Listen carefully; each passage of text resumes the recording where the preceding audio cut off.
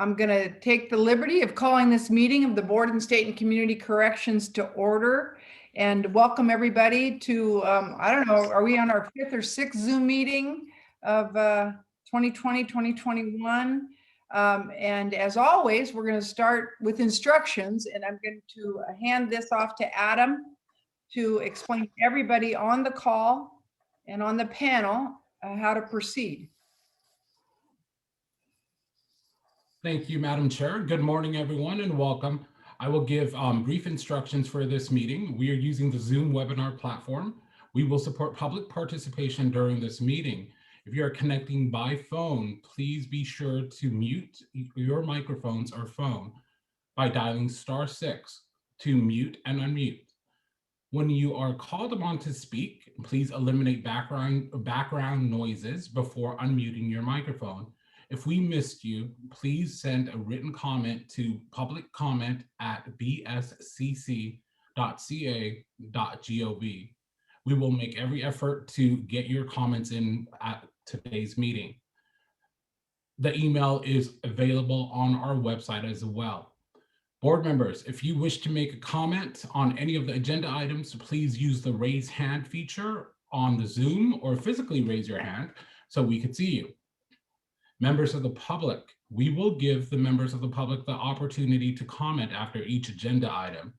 After the board's discussion of all of the information items 1 through 7, there will be an opportunity for public comment on any of the information items.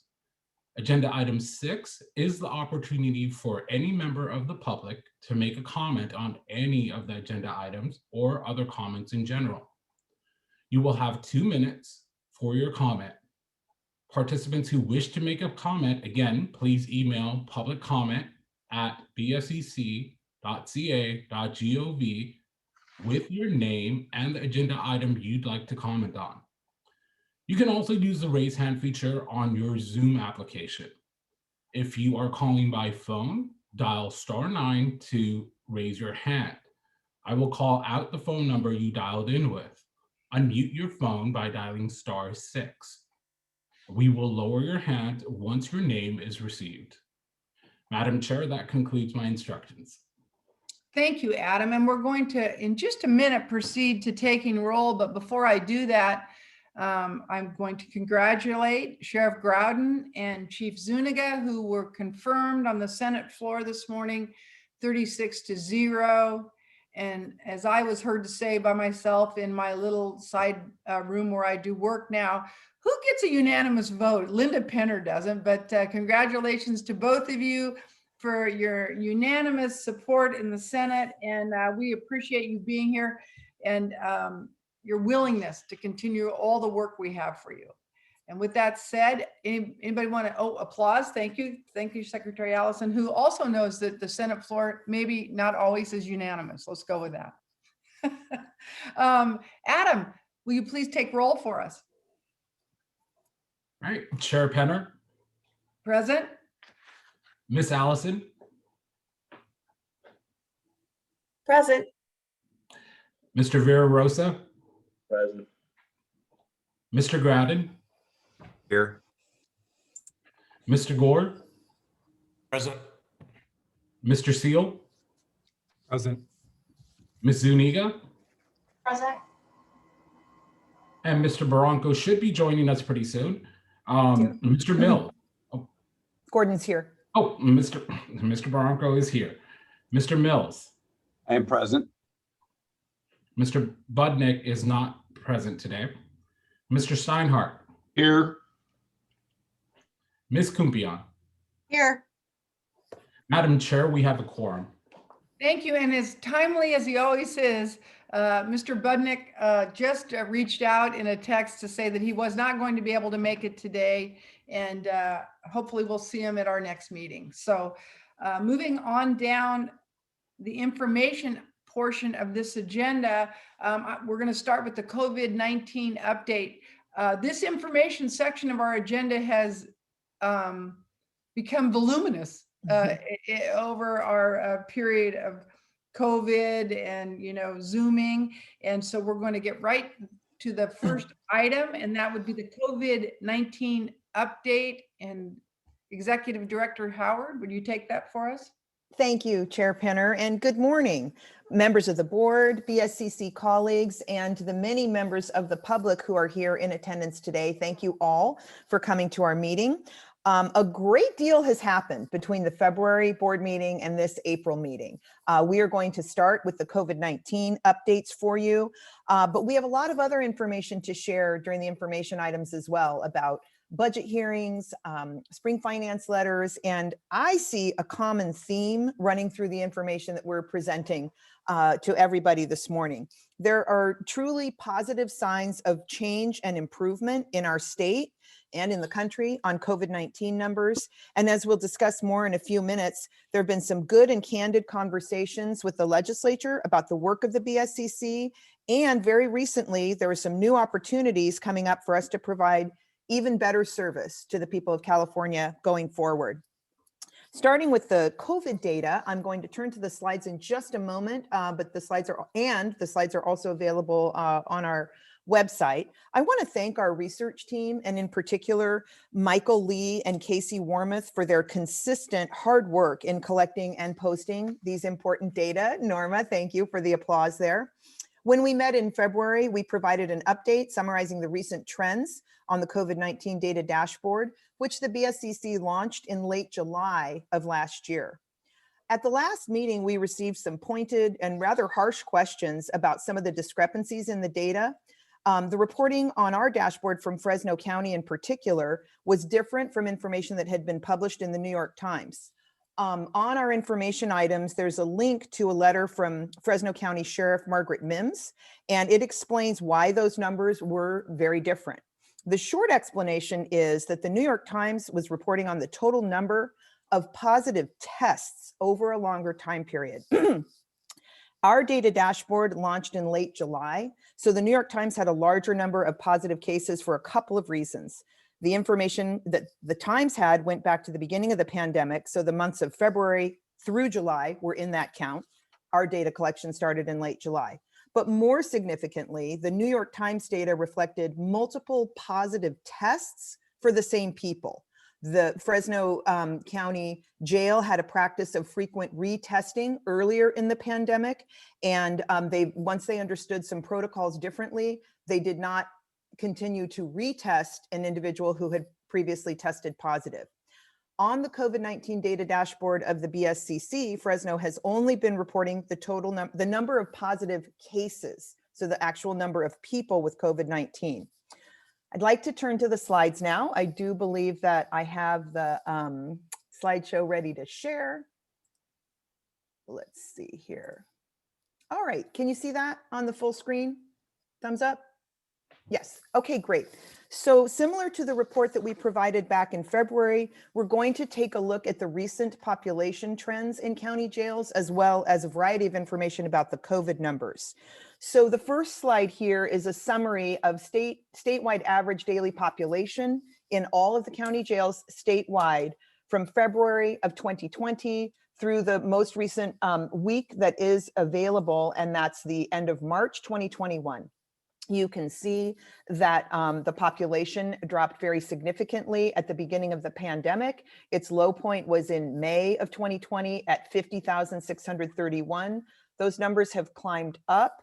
In part, those higher population numbers appear to be connected to some of the people who were awaiting transfer to CDCR, and we anticipate those numbers continuing to drop down. So that's the first overall picture of jail population across the state. Slide 2 zooms in on the time period from when we began collecting the COVID data. So you can see here that the population numbers statewide have been in a bit of a smaller band. Low point at the beginning of the COVID data collection period was 53,719. And the most recent week shows a population number statewide of 61,459. Now getting into the COVID-19 case trends, I'll just remind everybody of why we have two lines on these graphs over time. Because of the public health protocol and recommendation and requirement that when a county or a facility is reporting to us a number that is less than the number 11, They don't specify that number 1 through 10, and that's connected to people's privacy rights. So we show a band here that tracks at these numbers, fairly closely together of the number of tests that the county jails statewide have been conducting over time. You see that number has moved up and down a little bit. In early February was the highest number at 7,175. For the most recent week, there were just over 6,500 tests reported across the state. And these kind of up and down zigs and zags really have to do with how the larger counties, some of the larger counties are, how frequently they're doing testing. In much, much, much more positive news, you can see that the total number of people in county jails who have been confirmed positive is significantly down. For the most recent week that's available, the very highest possible number is at 210. But as we've talked about, that shows if each of the 1 through 10 numbers was at a value of 10. So we believe that the number is much, much closer to that number 21 as far as last week's positive COVID test data. So really good news. This slide shows the positivity rate.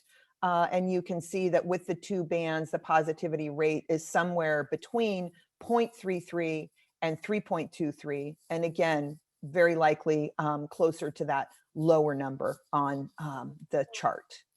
Here we have the actual numbers of hospitalizations from COVID-19 that have been reported to our data dashboard. I think it's absolutely worth noting that for the most recent week available, this is a value of 1 person statewide being hospitalized due to COVID. So those numbers were at a high point. This looks like the number 9 during the first week of 2021, and then it is clearly coming down. Moving now to the recent population trends in county juvenile detention facilities. These numbers are, of course, so much smaller overall.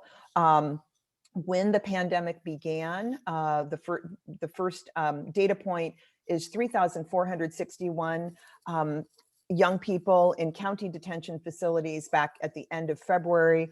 That number dropped very significantly and has held relatively steady, with the most recent week being 2,140. And on the next slide, we'll zoom in to a smaller band of time. So from the time we started collecting the COVID data, again, this is statewide average daily population, 2,227 back in July and 2,140 now. So some variation, but relatively similar numbers statewide. Now turning to the COVID test data. Here we have information about the total number of juveniles tested, and reminding you the number's probably a lot closer to this 338 for the most recent week available. And the confirmed positive cases are probably much closer to that number of 5. And just to see the numbers having come down in the recent weeks is really encouraging. And then the last slide is about the positivity rate in the juvenile detention facilities. We've repeated the graph above in the top part of this page from the previous page, showing the number of confirmed positive and then how that calculates to a positivity rate, which is again probably much closer to this 1.48%. Again, a shout out to our data team. I do have a fair bit more information. There's also good information in the notes section, which anybody who's interested can click on and read. But I'd like to ask if there are any questions from the board on the COVID-19 data trends. I'm not seeing board members raising their hand, although I can only see 4 or 5 faces on my screen. I'm going to stop the share at this point, Chair Penner, so you'll be able to see everybody better. Oh, there we go. There's everybody. Great. Anybody Well, have any questions or comments on the COVID-19 data reporting? All right. Moving on now to, just a few opening statements from the chair today.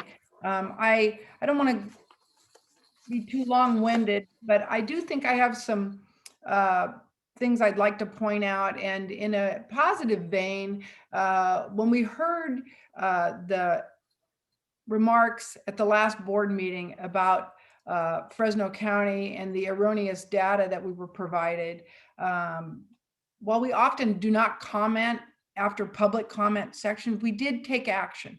And I think we thought the allegations were serious, and we wanted to be able to take a deep dive into that and take a hard look at what was going on. And on another positive note, the reaction and the cooperation we received out of the Fresno County Sheriff's Department, starting with Sheriff Mims, was exceptional. And she was able to put together her team with our team, and we sorted through the data and really came up with an outcome that made us all confident that the data we were provided was accurate. And even more important to that, that the safety and security of inmates in custody in Fresno County was being paid close attention to, with the number of tests they were doing just to assure that they had a low positivity rate. So I appreciate the cooperation. I am a fan of, sort of that dueling pressure that we get often at these meetings when things come to our attention. If we can react and come back to you at the next meeting with outcomes that I think make all the board members feel better, I'm really proud of that performance. Since the last meeting, we've done nothing but stay high profile. And we've had one issue after the other that the board was confronted with. And I am here to tell you that from the LAO's report, which Katie will report on, to the enhanced inspection, and right on to public safety realignment audit, we have had many, many, many long conversations, digesting the information received, reacting to it. And once again, I'm really pleased with our team and what staff has done. And you'll hear more about that when Katie reports. Doing things the right way is not simple. Having allegations sort of, out there about your agency and using, remarks like toothless and rudderless are hard to hear, but it also requires us to take a hard look at where we're at and move on down the road from there. So my appreciation to everybody for their actions and reactions to that. I'm going to allow then now Katie to start her report with the budget hearings, which was another a heavy lift that we did during the time we haven't since our last board meeting. So Katie, you want to go ahead and take that from there? Thank you so much, Chair Penner. I need to ask a question though, for Sean and Antonio. I have received a couple texts that people are having a hard time joining. Is there anything we can do? Do we need to pause for a second? Yeah, so I can speak to that. Our website is experiencing an abnormal amount of traffic right now, so it's struggling to keep up, and that's where people are going to get the Zoom link. We're sending out an all staff with that link so people can join from the link in the email, and we're getting out in every method that we can. We're also working on getting the website running at full capacity. It's just struggling to keep up with the number of people trying to access our homepage right now. Okay. Sean, is it possible to send out a listserv with just the link? Yes, I can resend that. That'd be great. Madam Chair, I might suggest we take a couple-minute break. All right. With your permission, just maybe 2 or 3 minutes to try to allow more people to join. Okay, it's 10:21 now. How about if we regroup at 10:30? Or do you want? I think we probably only need 3 or 4 minutes. Right. Sean, does that make sense to you?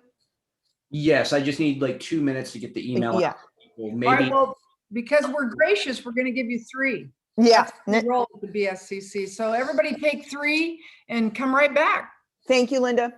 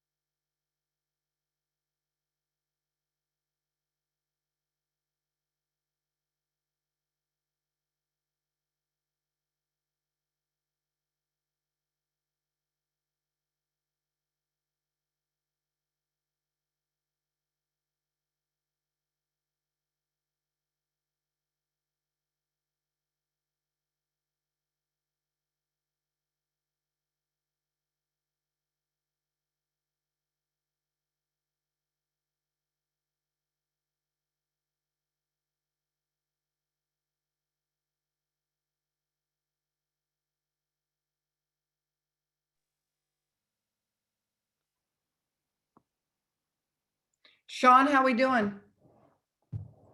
Almost there. One more minute. All right, no sweat.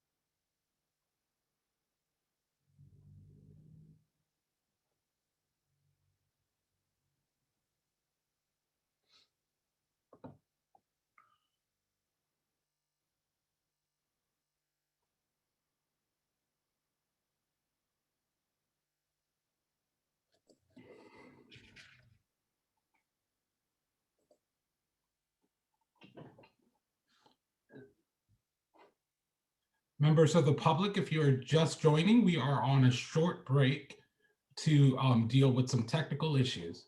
Yeah, I'm seeing the numbers go up, Adam, on our attendees, so this is promising. Oh, Email good. has gone out just now. Excellent.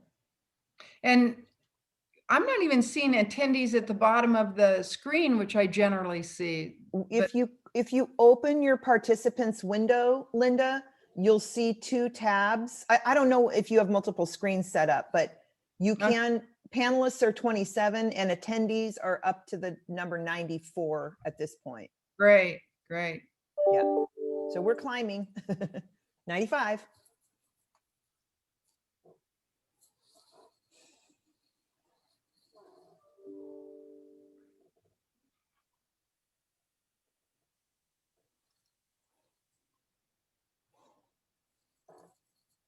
Also, I just wanted to chime in. It does look like our website is back up. It is Super. slow, but it Okay. is working. Yeah, so it's getting there. Thanks, Antonio. Mhm. As soon as we get our board members back, we can get to it.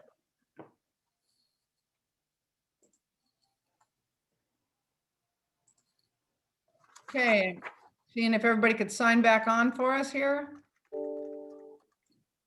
Put a note in the chat as well, Linda. Thanks. Oh, we're getting there. All right. Now I see two Gordons. That's exciting. Oh, Gordon, maybe we fixed it for him too, huh? There you go.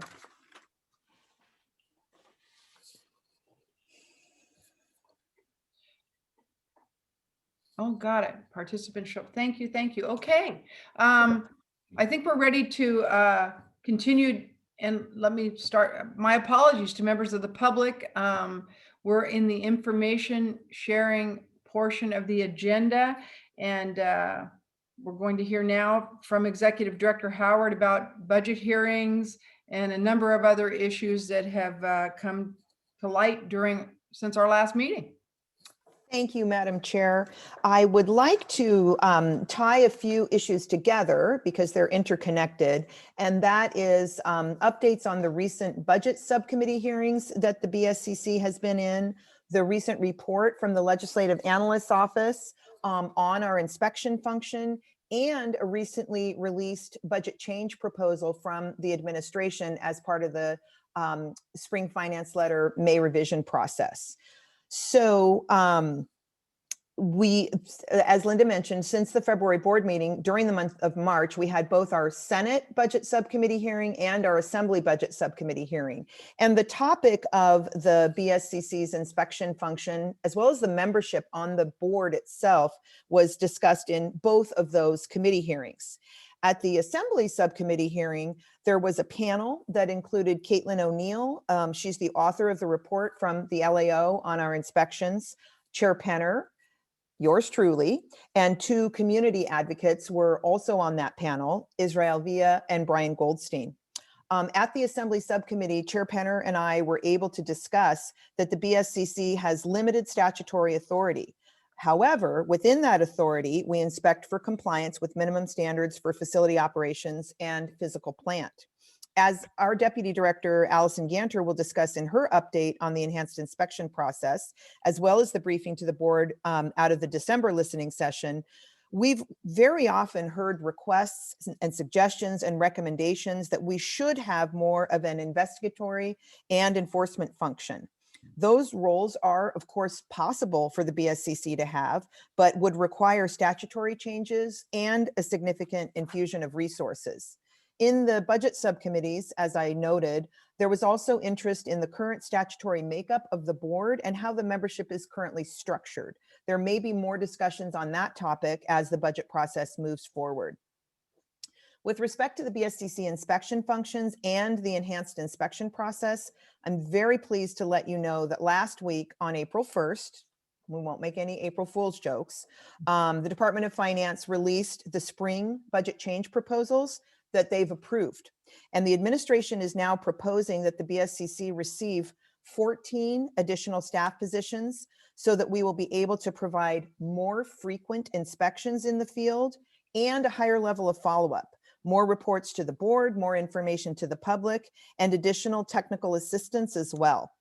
Also, consistent with the many conversations we've had here at board meetings, as well as in listening sessions, that BCP, or budget change proposal, I don't want to do too many abbreviations here, also includes a proposed statutory change to make it clear that BSCC inspectors have the authority to conduct unannounced inspections.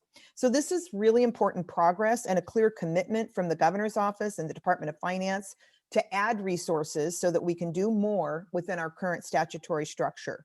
The BCP and other information is on the DOF website, and we will post them on our website too, if anyone wants to read those details. On the major themes that were in the LAO report and what the legislature may be interested in doing, we will of course keep you posted. Chair Penner and I have talked about the recommendation for a more clear statement of the mission and goals in our inspection process, and we anticipate there will be the opportunity for the board to discuss that very issue at our upcoming strategic planning session on April 27th. So there's a lot of activity around our inspections and more work to come. This concludes my update on the recent budget hearings and the LAO report on inspections, and I'll pause here to see if there are any comments or questions from the board.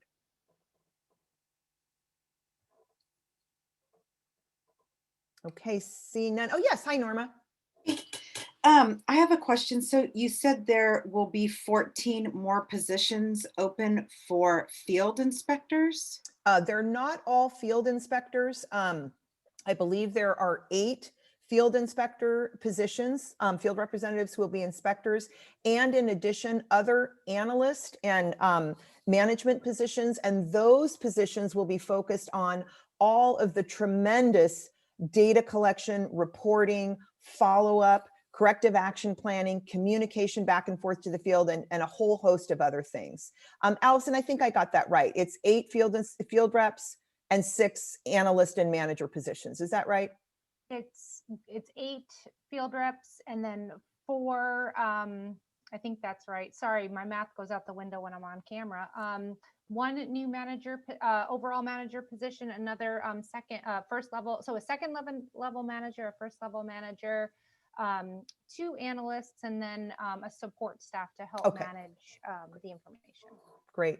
And part of the work is already underway. I just want to make a super quick mention of this as well. We have been working with a branch of the University of California Office of the President to build a new database. We will be able to share more information with the board. We're going to have a much more robust ability to collect, track, and report on information. So we're just thrilled to start to have more of the resources that we truly need to do the enhanced inspection process justice. Norma, did you have other questions on the staffing? Yes. So at the strategic planning later this month, will that be discussed a little bit more about those positions? Now, that's one question. The second question is, are those to be posted at some point? Oh, yeah. And is there any discussion about the field representatives being non-law enforcement? We certainly can discuss that at the upcoming strategic planning meeting. The proposal includes the current field representative classification, and but we of course are happy to have more discussions with the board. And I've certainly heard a lot in our recent meetings about an interest in having some of the inspectors come from a different kind of background. That just brings up a whole lot of other considerations for the board, but we're happy to talk about it. Any other questions? Thank you. You're welcome. Seeing none. Okay, Madam Chair, I'd like to turn now to the recent audit that was released on public safety realignment. We sent some information around to the board on March 25th when that audit came out. The title of the report is Public Safety Realignment, Weak State and County Oversight Does Not Ensure That Funds Are Spent Effectively. The audit itself was primarily focused on 3 counties, Alameda, Fresno, and Los Angeles. And there are a number of recommendations in the audit pertaining to those counties specifically. There are also a handful of recommendations to the BSCC as well. Some of those we will come back to you with plans on how we can implement them, but others of those recommendations are just problematic on a lot of levels. And I would like to turn to our general counsel, Aaron McGuire, and ask him to provide some more information and insight based on his extensive direct involvement and background on public safety realignment. Aaron? Hi, thanks, Katie, Madam Chair and board members. Yeah, just a little additional background information on how this audit got started and where it went. So in January of 2020, way back then, Assembly member who is now Senator Comlager requested that the counties of Fresno, Los Angeles, and Alameda be audited over what was referred to in her audit request letter as prison realignment. The questions that she was specifically asking were things like, what were the jails populations, pre and post realignment? What are the funds the sheriff's departments are receiving? What is being spent on enforcement treatment or jail operations? What are examples of spending in terms of treatment and jail operations? Those types of questions. The BSCC actually wasn't really even initially mentioned in the audit request itself, but we did get contacted by the state auditor's office, and the scope of the audit, I would say, expanded a little bit in terms of what the auditor ended up looking at. It's a very lengthy report that you can see in that's attached to our board link. As Katie mentioned, I'm really not going to focus on the findings that were done at the county level. I do want to focus on the criticisms that were made about the BSCC. Specifically, the auditor stated that the Corrections Board failed to provide oversight of and guidance to counties, and as a result has reported inconsistent and incomplete information to the governor. Basically that the auditor has argued that the information that should be submitted to the BSCC, both in 2011 when realignment first started, and then in the annual voluntary reports that are still part of the budget item, it should include all information and expenditures from all the accounts and sub-accounts that were realigned to the counties. And so the accounts and sub-accounts, I should say, and let me take you back. Realignment was a massive effort beginning with addressing prison overcrowding, a Supreme Court decision to reduce the population at CDCR and realign certain people incarcerated at CDCR to county supervision. That included moving what is referred to as non-non-nons, so non-violent, non-serious, non-sex offenders to county supervision. That included incarceration at the jail level, as well as additional probation supervision for people exiting from the state prison system. As part of the entire realignment, other accounts and sub-accounts were also moved to the local level, including behavioral health accounts, court security, a law enforcement account. There were actually 10 different sort of accounts that were moved as part of this larger 2011 realignment.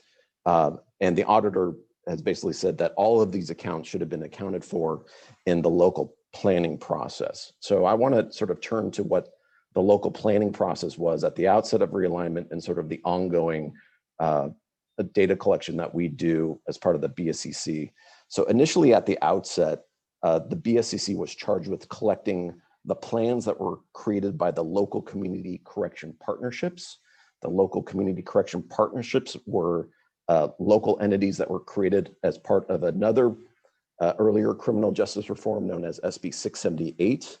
And that charge in the penal code was specifically that each county local community corrections partnership, or CCP, shall recommend a local plan to the County Board of Supervisors for the implementation of the 2011 public safety realignment.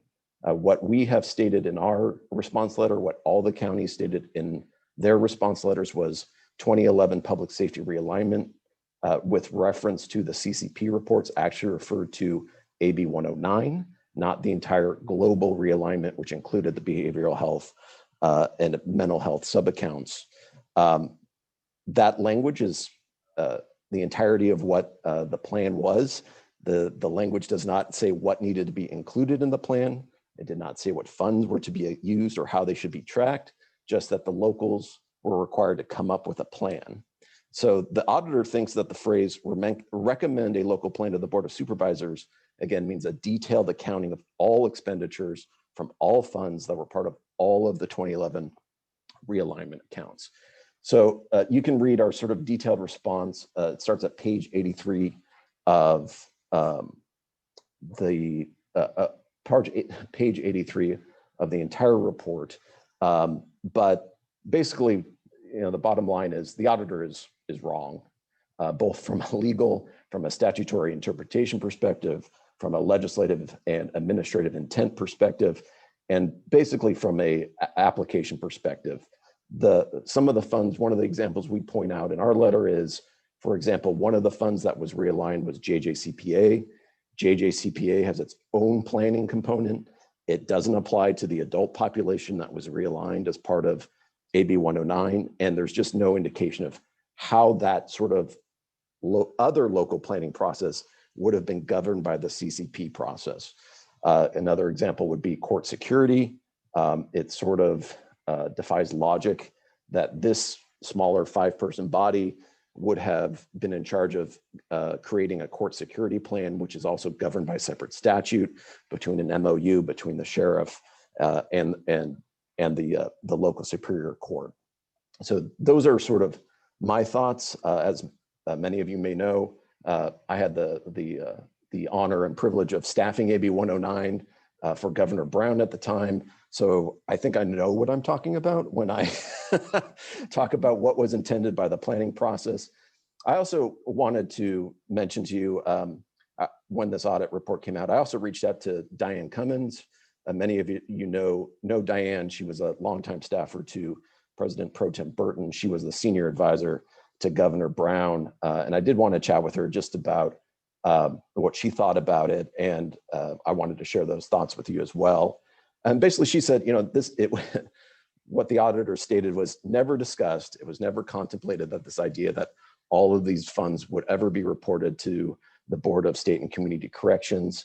Other things that she pointed out in terms of the problematic idea that this would create. The Protected Services Subaccount is primarily for children's programs. It's a federal entitlement program.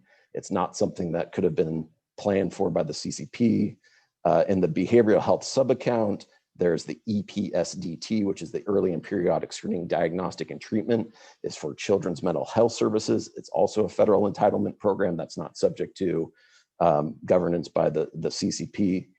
And with the exception of the Community Corrections and DA and Public Defender subaccounts, the money replaced either general fund or 1991 realignment funding for programs that had existing caseloads and costs and requirements.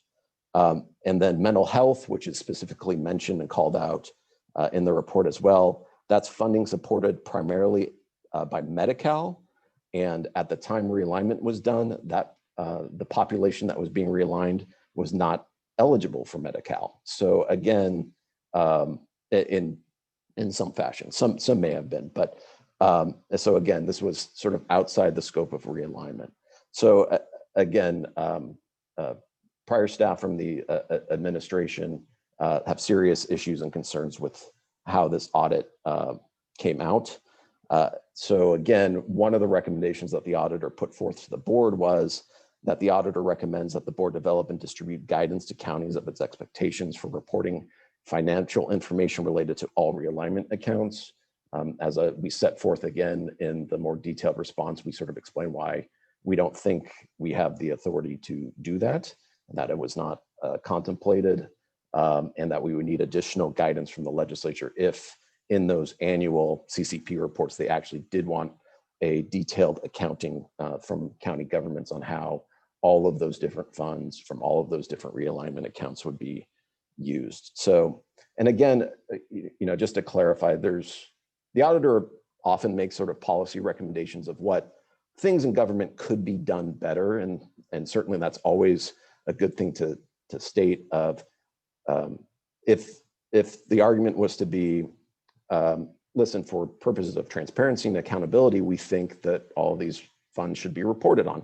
That would be fine. The place where I take issue with that is saying that the board violated the law or was not complying with the law by not collecting this information. So, so that concludes my summary. I'd be happy to take any questions regarding the different parts of the audit. Aaron, thanks so much. Your historical perspective is a big help on this issue. And I appreciate you disclosing to the board where we see the limitations on the recommendations from the audit. And I thought the response of our agency to the audit was well thought out, and look for anyone else on the board that would like to comment on this issue. The only thing this is Kathleen Allison with CDCR, and Aaron was definitely in the trenches as we were going through this process. I just wanted, and maybe I misunderstood you, Aaron, there was when we talk about the non-nons moving to the county, I just want to clarify that all new intake for non-nons remained at the county. There was no actual population move from CDCRs to the counties. The population completed their sentence and then were released. So it's just a point of clarification. Thank you, Secretary Allison. Yeah, thank you.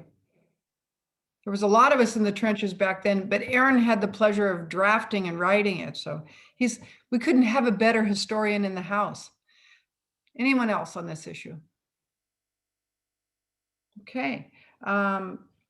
Katie, did that conclude your presentation?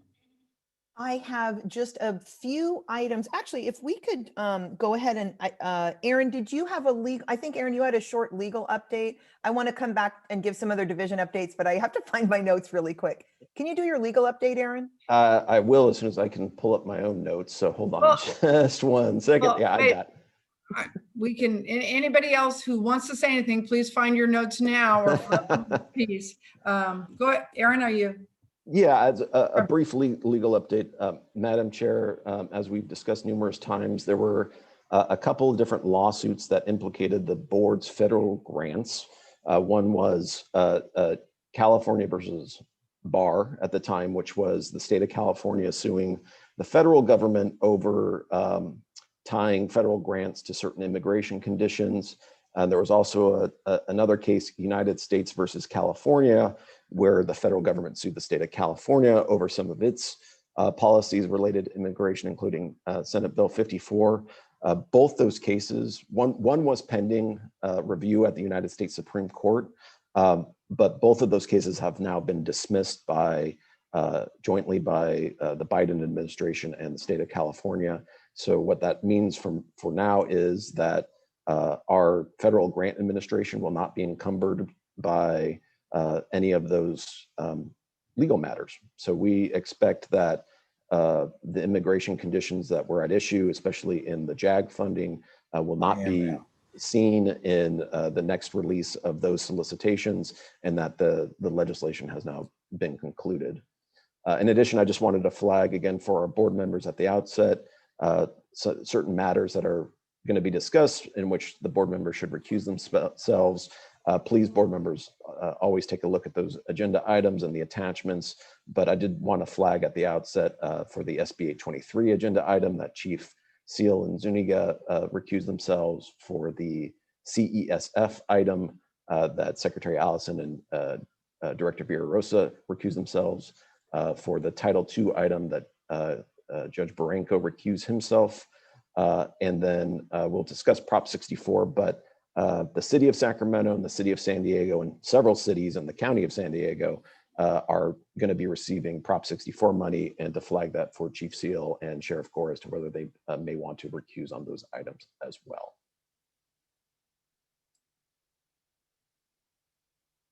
Thank you, Aaron.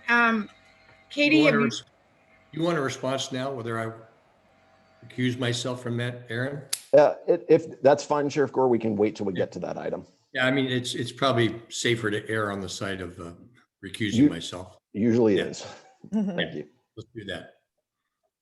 okay, thank you, Chair. Katie? Yes, thank you, Madam Chair. I'm ready with a few updates, all related to our very, very busy and productive CPGP Grants Division.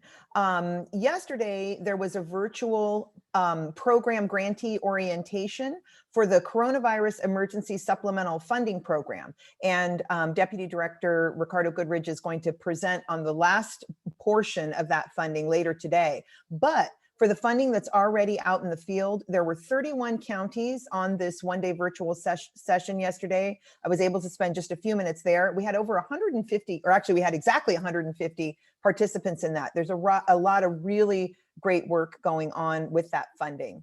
Wanted to share, some board members will remember, and other board members might not have been on the board when we had, as part of the adult reentry grant, there was a portion that was dedicated to the rehabilitation of existing property to provide reentry services in a residential setting. And the Amity Foundation, it's part of the Amity Foundation, Epidaris is the name, was the sole grant recipient, and they are working on rehabbing a 4-story building in downtown Los Angeles. We recently had a grantee orientation with them. It's a really exciting project. Wanted to make a plug here for anybody who might be listening and interested. We are looking for additional members on the Proud Parenting Grant Executive Steering Committee. There's information on our website about it. This is a grant that provides parenting services to young parents or expectant parents between the ages of 14 and 25 who may have been involved in the criminal or juvenile legal systems. It's a fantastic program. So if you're interested, please submit a statement of interest on that. And then finally, there's ongoing work on the RSAT program, which is the Residential Substance Abuse Treatment Program, and that work's going on. Thank you, Madam Chair. That concludes my Executive Director update. Happy to take any questions. Any questions, remarks from board members? Madam Chair, this is Deputy Director Gertz. Can I just interject with just a slight clarification that the rehab orientation is for the 15th and the 16th for the adult reentry grant? So that was a clarification and not a correction, might I point out. Thank you, Ricardo. Okay, moving on now to the legislative update. Adam? Thank you, Madam Chair. The legislative report is in your information items and materials. We're currently tracking 15 bills that directly impact the BSCC. Several bills would require the BSCC to collect additional data and make reports, establish task forces, administer new grants, and many of the bills related to grant programs are contingent upon an appropriation in the budget. I wanted to flag a couple that we are keeping a close eye on. AB 1474 by Assembly Member Gabriel would require the BSCC to compile annual reports on the cost of incarceration in each county, sheriff, and probation, and post it on our website. SB 472, authored by Senator Caballero, would require the BSCC to administer 5 additional counties to the Social Innovation Financing Program grant, also known as the Pay for Success. We are currently administering to 3 counties, that's Los Angeles, Ventura, and Alameda. Next, we have SB 493, local government financing. Juvenile justice by Senator Bradford proposes to revise the JJCPA program. We currently collect annual plans and expenditure reports from counties and post them on our website. This measure proposed other changes to the JJCPA funding, but I'm only going to focus on the proposed changes that have to do with our reporting responsibilities. The BSCC would be required to include additional disaggregated information regarding race, ethnicity, and gender identity of program participants in the JJCPA reports that we collect from the counties. We will continue to keep an eye on these bills and keep you updated. Happy to take any questions you may have. Madam Chair, that concludes my legislative update. Thank you, Adam. Appreciate that. Madam I see Chair. Mr. Steinhardt. Yeah, Yes. just quickly, thank you for the ledge report, Adam.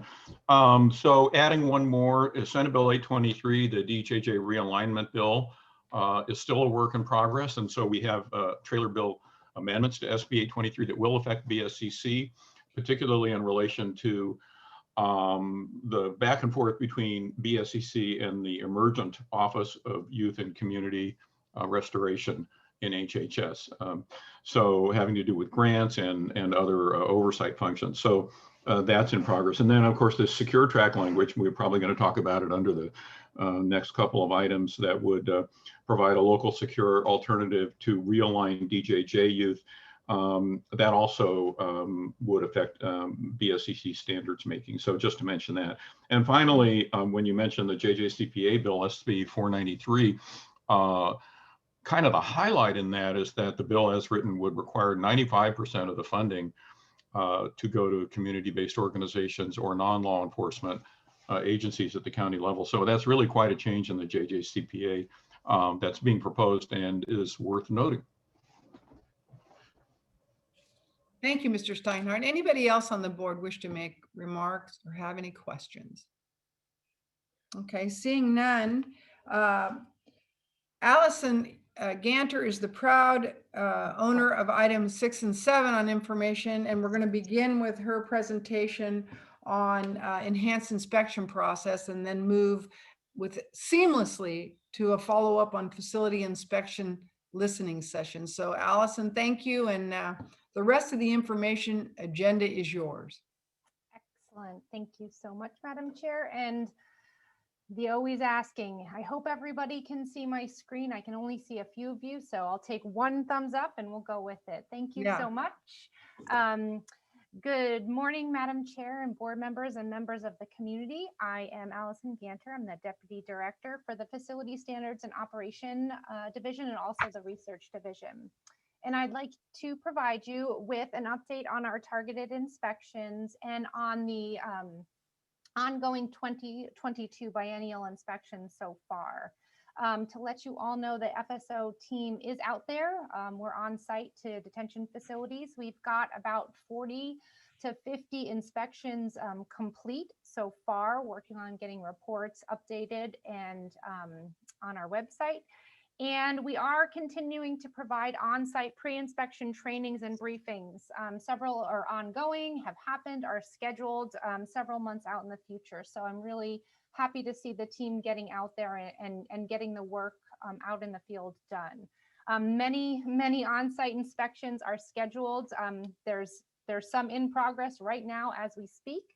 And I'll continue to provide update on status and items of non-compliance as we find them at each meeting.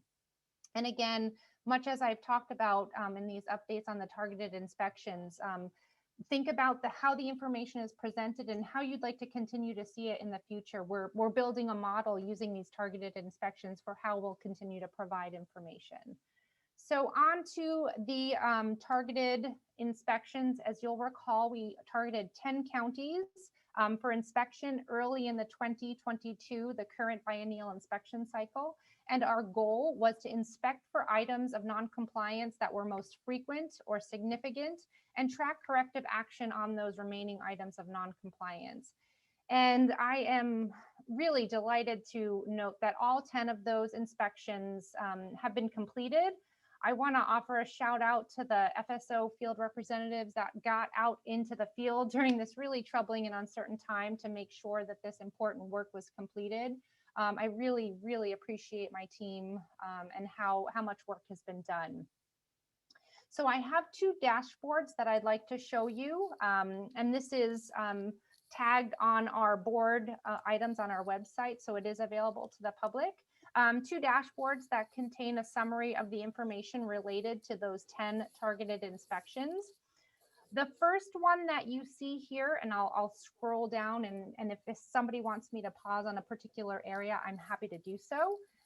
You will see this contains all of the items, every single item from every single one of those facilities in those 10 counties that were found out of compliance in the previous inspection cycle. The rows that appear in gray have been resolved. We've completed an inspection, we've reviewed policy procedure documentation related to them, and they have been resolved. Some were found in compliance at the time of inspection. For instance, for Imperial County, you'll see here, there's no date for the initial inspection report and no corrective action plan due. When the field representative showed up at the facility and reviewed the documentation, they were in compliance. Others, like if you see in Los Angeles, when the inspector completed the inspection, some of the items remained out of compliance. And so we did have to issue an initial inspection report and a request for the corrective action plan. And in this case, we received evidence of correction even before the corrective action plan was received. So that's what some of those different codes and status refer to. So I'll scroll through just a little quickly to point out that there are some that still remain out of compliance. A lot has been completed and corrected, so I do want to point that out. So here we have an example of an item that continues to remain out of compliance. Again, this is all of the items of non-compliance. What I would like to switch to is another dashboard that shows only those remaining items of non-compliance and go through those a little bit. So each of the items, most of the items that remain out of compliance, and those are indicated in the white row, and then the status is indicated in pink. Many of them are items that do require additional time for correction, such as the item in MODOC. The item of non-compliance is directly related to a shortage of staff. Also in Trinity County, we're seeing the same thing. So the agency is communicating with us. They are actively recruiting, hiring, going through all the channels to fill that shortage, also in collaboration with other agencies in their county. We will continue to follow up with them, and you'll see a staff recommendation here, and this will apply to many of them. We'll continue to stay in contact with the agency and continue to provide updates at each board meeting. I wanted to point out, I'll come back up to Riverside in just a second. San Francisco, you'll see that these items are still out of compliance.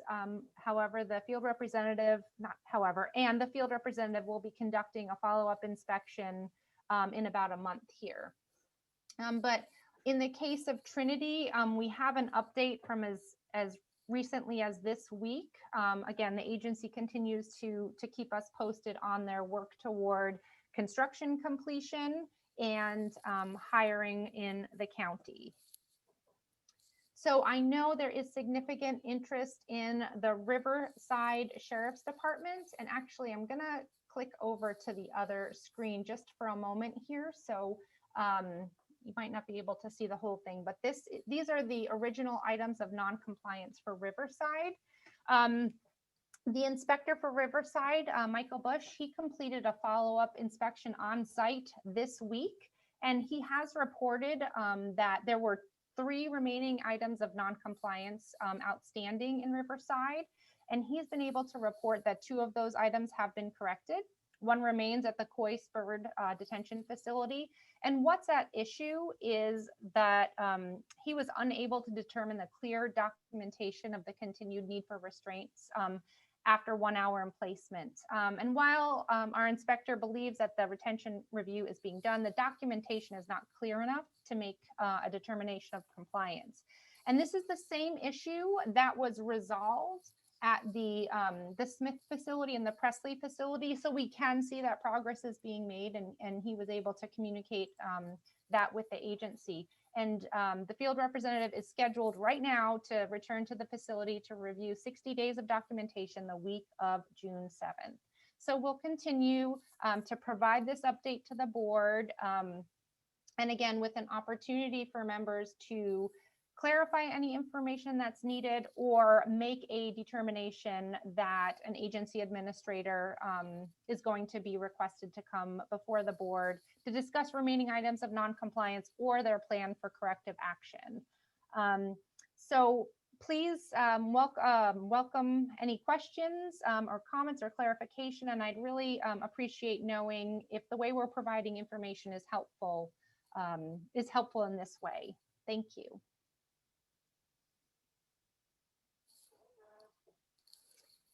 Thank you, Allison. Any questions or comments on this portion of Allison's presentation from board members? Madam Chair, this is Katie. I wanted to just also put a little plug in here that probably at the strategic planning session, we will have an opportunity to talk about this, but for sure, as we were getting ready for this board meeting, Chair Penner and Deputy Director Ganter and I talked about still wanting to follow through on the plan that we made last year at the very beginning of the pandemic to do, as Chair Penner uses the expression, a deeper dive into the inspection process and how we do it with the board. So what we have in mind for our June board meeting is dedicating a chunk of time. And as Allison mentioned, we want both, feedback from the board about the level of information. Please keep in mind, we're relatively early in the 2020 to 2022 inspection cycle. The number of data points is just going to begin to snowball, and we want to make all the information available, but in addition, we want to make it usable and digestible for the board and for members of the public and for people to sort of know what's going on and what are the issues of concern. So I continue to be very, very pleased with the progress that we're making on the enhanced inspection process, and just look forward to more guidance from the board about really how to manage all of this information and determine appropriate follow-up, requests going out to sheriffs or probation chiefs in the future if a corrective action plan has not been completed, and all those sorts of things. But I view this as really outstanding progress and would welcome any additional thoughts board members may have right now.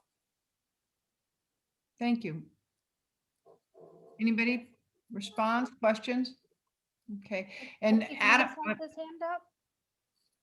what's that? I'm sorry. I see Chief Mills' hand is up. Oh, there you go. Do you have a checklist or a process that you're using when you go to these inspections that you could send to the board members so that we could take a look at that and be prepared ahead of time for the ultimate session in June where we become educated? Absolutely. That's a great suggestion. Thank you. Anybody? Before we go on to your next item, Allison, I would like to say to the public a couple of things. One is I hope the website's working quick enough for you now, and if you have questions or concerns, please continue to register them. And the other is we're going to open for public comment regarding the information items following Allison's next presentation. So I wanted to give you a heads up to be prepared to do that now. Allison, you want to go ahead? Sure. Let me unshare my screen. Okie dokie. Hello again. I remain Allison Ganter, Deputy Director of the Facility Standards and Operation and Research Divisions. And I am here to talk about the facility facility inspection listening session, our initial response. At the last meeting, I shared with you the content analysis of the December 2020 listening session on facility inspections, which was held to hear feedback on the BSCC's enhanced inspection process. And during this meeting, we heard many comments from the community related to conditions of confinement inside local detention facilities, both adult and juvenile, the role of the BSCC, and important stories of people's experiences in those facilities. We promised to bring back an initial staff response to the content analysis, framing our response in 3 general categories. Number 1, this is a current function of the BSCC, and this also may be something that we can improve upon or describe or document better, but this function is being done or is in the process of implementation. And the second is, this is a concept that's worth considering for BSCC implementation. The board may consider requesting BSCC staff to provide more information on potential implementation of this function. And the third is, this comment is related to a function that is outside BSCC statutory authority. And we do plan on finding a better way to address issues that fall into this category. As Katie talked about, a lot of the functions that we're looking into, if we're able to bring on additional team members, we'll be able to manage this information so much easier. I can tell you that from experience. So you all have the initial responses document in your board agenda information. The BSCC response is grouped by each of the general categories, and then the codes in each category represent the most frequent comment by subject matter in that category. And the first category represented the inspection process. And many of the comments are related to current practice by BSCC, and we do plan to continue enhancements. We point out that we are in really early implementation of this enhanced inspection process, so we'll continue to hear feedback about that. And the comment that was most frequent is that the BSCC should conduct unannounced inspections, and we are actively obviously considering implementing this, and we'll bring you certainly more information as the budget process continues. The inspection team and written standardized procedures all provided comments worth considering, and Ms. Kumpian pointed out something that a lot of these items will continue to be discussed during our strategic plan sessions. We are further analyzing these comments related to other people joining us on inspections and having written standard procedures for inspections as well. Certainly comments worth considering, just needing some further analysis for implementation. The categories related to the regulations and the role of BSCC also yielded comments related to our current practices.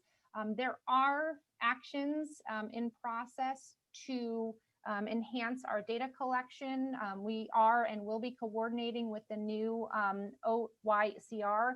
And also we are working on better reporting our inspection findings that will address these comments. It's also important to note that many of the items that are currently in practice are worth considering. We will be bringing to our regulation revision process to make sure that some of that feedback is addressed in that appropriate venue.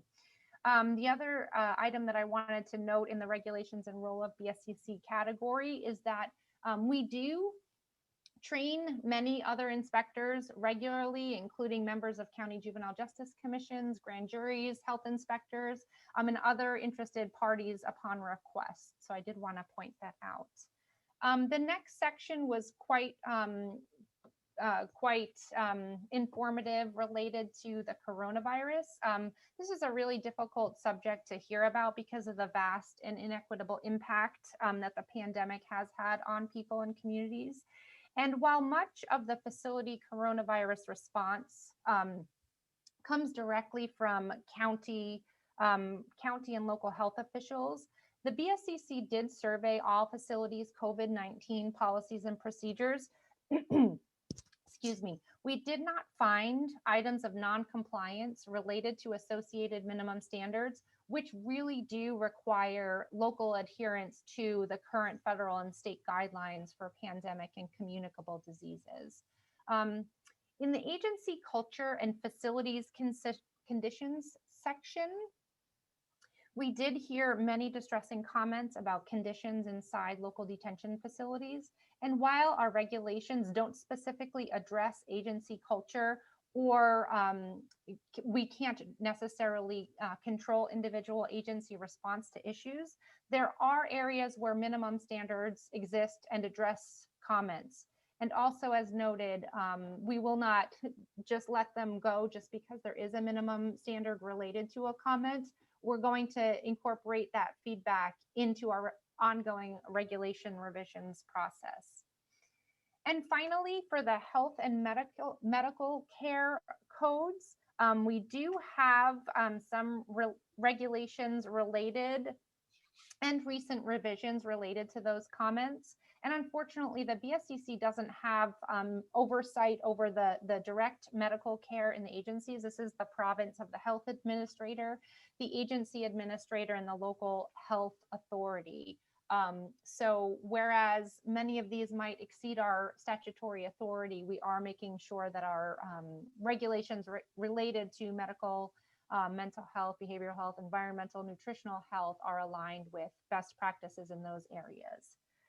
So I want to acknowledge and thank all of the community members that took the time to join us and provide feedback. We do intend to continue to listen and accept feedback and incorporate community perspective into our work. And I also want to again thank Casey Warmoth and Elise Ram of our research team for putting this analysis together. It was a fantastic job, and I appreciate that. And I'm happy to take any questions from members and also look forward to hearing any feedback and direction you may have. Thank you. Thank you, Allison. Any questions, comments for Allison from the board? Okay, Adam, I'm looking now for public comment, and of course, as always, limited to 2 minutes. And when you're ready, we're ready. Madam Chair, we have 10 members of the public who'd like to comment on the information items. Members of the public, raise your hands now and we'll record your names now. And if you're calling by phone, remember to dial *6 to unmute when I call out your name. Also, to unmute yourself if you're on the Zoom application. And right now we have 4 members that have raised their hands, 5, it's going up. Chair Penner, when do you want to close the queue? We'll give you this brief period of time and then we will close and start with the public comment.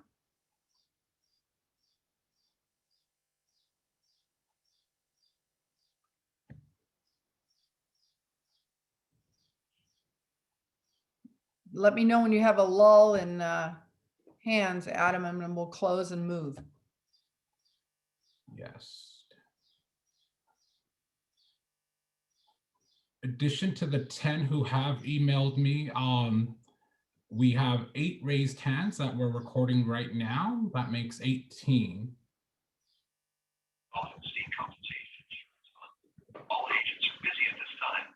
Please stay on the line for the next available agent. IT, will you please mute?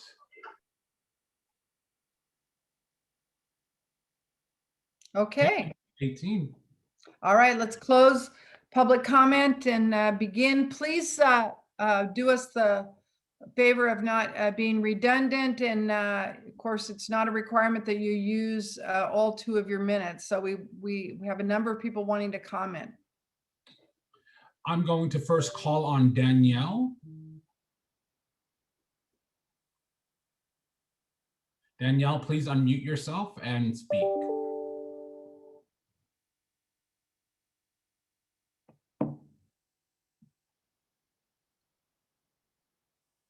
Let's come back to Danielle and make sure we don't have a technical problem and move to the next speaker, please.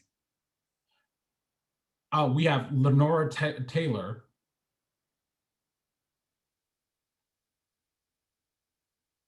Okay, so I'm a little worried it's our problem on this end and not, we might have a technology problem. I don't believe so. It looks like Okay. everything is set. People just need to unmute their mics, and I'm going through the list and seeing where I can help. All right. Sean, are you seeing Danielle or Lenore? We have multiple Danielles in the chat, so I'm not sure which one it is. Okay, let's. Do you have a last name, Adam? No, that's the only person I do not have a last name for. Oh, okay. All I'm right. Danielle Petroni, if you can hear me. All right. Did you have your hand up and want to speak? Yes, please. All right. Go ahead, Danielle. I have a significant other that's in the John Jabin Noit, I think that's how you say it. And he's going through undergoing health conditions. He's a type 1 diabetic, and find it very poor that the cell that he's in, his speaker box doesn't work. His sugar was dropping one night. He could not get no help to his cell to help him out to get his sugar up. If it wasn't for his cellmate having extra pastries and candy on hand, it could have been a big problem for him. Very serious matter. He's had family that has passed away from diabetes, so it runs very bad in his family. Also, it's like an open construction site there. They're constantly breathing in fumes and coughing and running noses all day. He's having problems he was given forthwith to go right up to prison. He's been waiting around almost 5 months now, still trying to get to prison. He feels like he's being punished with all the conditions and stuff that he's in.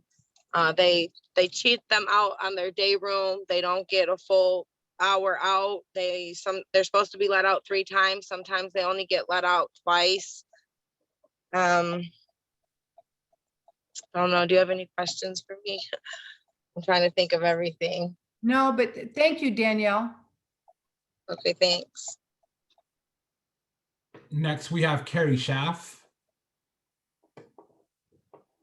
Hello, this is Carrie Schaff. I'm a resident of Riverside County, and my amazing son is still being held in Riverside County Jail. He is currently at Southwest, and I'm very concerned about the current inspection process.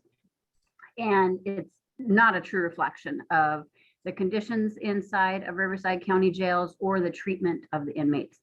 So I want to first encourage the BSCC to only conduct unannounced inspections, to engage community members in those inspections, and to really make an effort to interview inmates so you can get truth and transparency as to what's going on. My son still remains in his cell on average 23 plus hours a day. Randomly, they will get some day room time, maybe once a week. It depends on who's working. He still doesn't have healthy food options. My son has been held, still awaiting trial, over 2 years after a mental health crisis. And he is a vegan, still not getting healthy food options. They're providing no cleaning supplies. My son created his own mop based on the washcloths that I purchased him. And they confiscated those a week and a half ago after someone died. They went in and did cell inspections. They took his mop, his other handmade cleaning supplies that he does his best to keep his space clean. He still has only had 1 mask this entire time. As far as COVID vaccines, they made an announcement over the intercom if people wanted to have them, but they provided 0 information on really what is COVID and what does a vaccine mean. And the grievances is another joke. So he's filed several grievances. He had the receipts in his cell, and when they did the raid, I guess, in their cells the other day when they took his cleaning supplies, they also went into his legal folder and confiscated all of his grievance receipt slips. He has filed grievances in regards to still no mental health medication or services, and that is why my son is rotting in Riverside County jails, because of a mental health crisis. So I just encourage you to really do what you can to be more mindful and get transparency and truth with your inspections. I have a lot more to say, but I'm going to be respectful of everyone's time. Thank you for listening. Thank you. Next, we have Avalon Edwards. Good morning, everybody. I'm going to try and keep it to 2 minutes. As always, the items of noncompliance identified by the BSCC inspections team make a mockery out of the inhumane living conditions in Riverside County jails. Here's what hasn't changed since the BSCC inspections in Riverside. People are still being locked in their cells for over 23 hours a day with only 30 minutes to shower, call their loved ones, and have rec time. Sometimes, when a nicer deputy is on duty, they're let out of their cages twice a day. Several people have been denied life-saving insulin by jail staff. Several have ended up in the hospital because their pleas for medication were denied. People are eating their meals on the floors of their cells, being fed only cold bologna sandwiches daily, and occasionally even finding bugs in their food. Access to masks remains limited over a year into the pandemic, and guards frequently refuse to wear masks. Since the COVID vaccine has been made available to people in Riverside custody, very few have taken it because, as Carrie mentioned, the Sheriff's Department has provided zero information about how the vaccine works. In the newly constructed and unfinished Benoit jail, people are constantly breathing in construction fumes and dust, where they call the jail an open construction site. When people try and file grievances, they either go unanswered or are thrown away, ensuring there is no paper trail of these cruel conditions. Despite the aforementioned inhumane conditions, I have something yet more shocking and frankly disgusting to report to the board. I have received word from people in Riverside County custody that before the recent BSCC inspection of the Larry D. Smith jail in Banning, jail staff moved half of the individuals living in the inspected units into a rec yard so they wouldn't be seen by the inspections team. They were moved along with their mattresses and belongings without any explanation. They only found out afterwards that there had been a facility inspection. In reviewing the BSCC's role in keeping people safe in this pandemic, Ms. Ganter said that, quote, we did not find items of noncompliance in regards to jail COVID plans. What does it mean when over 1,000 people in Riverside County custody getting COVID doesn't count as an item of noncompliance? What does it mean when the deaths of incarcerated people are permitted by the BSCC as long as all the paperwork is in order? I have more, but I will stop there. If you have any questions, please contact me. You all have my information. Thank you. And we have Tina Curiel-Allen. Yes, thank you. My name is Tina Curiel-Allen, and I'm calling from, I work for Fathers and Families of San Joaquin in Stockton, California. And I'd like to briefly make a comment in regards to the state of California's auditor report on public safety realignment entitled Weak State and County Oversight Does Not Ensure That Funds Are Spent Effectively. Specifically in regards to realignment funds on the ground, and the comment that said that the Corrections Board has not sufficiently fulfilled its duty to identify and promote best practices, leaving counties without the tools to implement realignment safely and effectively. I'd like to lift up the work that we're doing in San Joaquin County. We are working with those realignment funds. We've been doing this for over 7 years. We have the data through our data analysts, data co-op, and I would like to encourage the board to look at our work in San Joaquin County that we're doing and to look at our data and to use it as an opportunity to lift up best practices for those realignment funds. Thank you. Thank you. Next, we have Vanya Corrales. Good morning. My name is Vonia Quarles. I'm the director of Starting Over. And I just wanted to start off by thanking you all for doing the inspections that you've been doing. But I would ask that you take it a step further in terms of how those inspections will be carried out. And in your June meeting, perhaps you can consider doing unannounced inspections and helping to change the culture. We need a culture of transparency. Just because a person is incarcerated doesn't mean that they're no longer connected to family and community. And the way that we've been operating, we've kind of lifted a culture of all hands off. We have them now. And what we're hearing are reports of people not getting their insulin medication, which is a life-threatening condition. We know that people have died in custody as a result of not getting their appropriate medicine. I'm glad to know that you all are looking into the restraint issues so that we don't have other Philip Garcias in Riverside County. And I'd also ask that you consider changing the structure of the community corrections partnerships, as well as the community corrections partnerships executive committees, so that the CCP doesn't just have one token community member organization, as being a part of it, but they're actually balanced commissions that will be inclusive of more community members so that we can help build and change the culture that we're going to need. Thank you. Thank you. Next, we have Aditi Sharikar. Hi, good morning. My name is Aditi Sharikar from Children's Defense Fund, California. First, with regards to the public safety realignment report, I want to highlight some serious concerns that were raised by the auditor. The 3 counties that they surveyed received $3 billion from the state in realignment funds, and the BSCC has not fulfilled its responsibility to oversee and guide county spending. Millions of dollars have been accumulating in surplus accounts, and counties are not spending this money in line with the goals of realignment when they do actually use the funds at all. We want to echo the auditor's recommendation that the BSCC take a much more active role in monitoring and guiding county spending of realignment funds. And with respect to the enhanced inspections update, we're glad to see that the BSCC is looking into their ability to do unannounced inspections of local facilities. Unannounced inspections are key to actually having meaningful oversight. We also strongly support the recommendation to explore ways to include community members, advocates, and other experts in the inspections process. Inclusion of formerly incarcerated individuals and their loved ones should be prioritized in this. We're also concerned about the BSCC's reliance on healthcare administrators when it comes to COVID-19 and medical care in general. The existence of healthcare administrators does not reduce the BSCC's responsibility to ensure that facilities are doing everything they can to protect individuals inside from COVID-19. The BSCC needs to do much more than just review policies and procedures, and should also provide technical assistance to counties and use its inspection authority much more often. Thank you. Thank you. Okay, next we have Renee Menard. Hello, Renee Menard with the Center on Juvenile and Criminal Justice, speaking on the enhanced inspections update.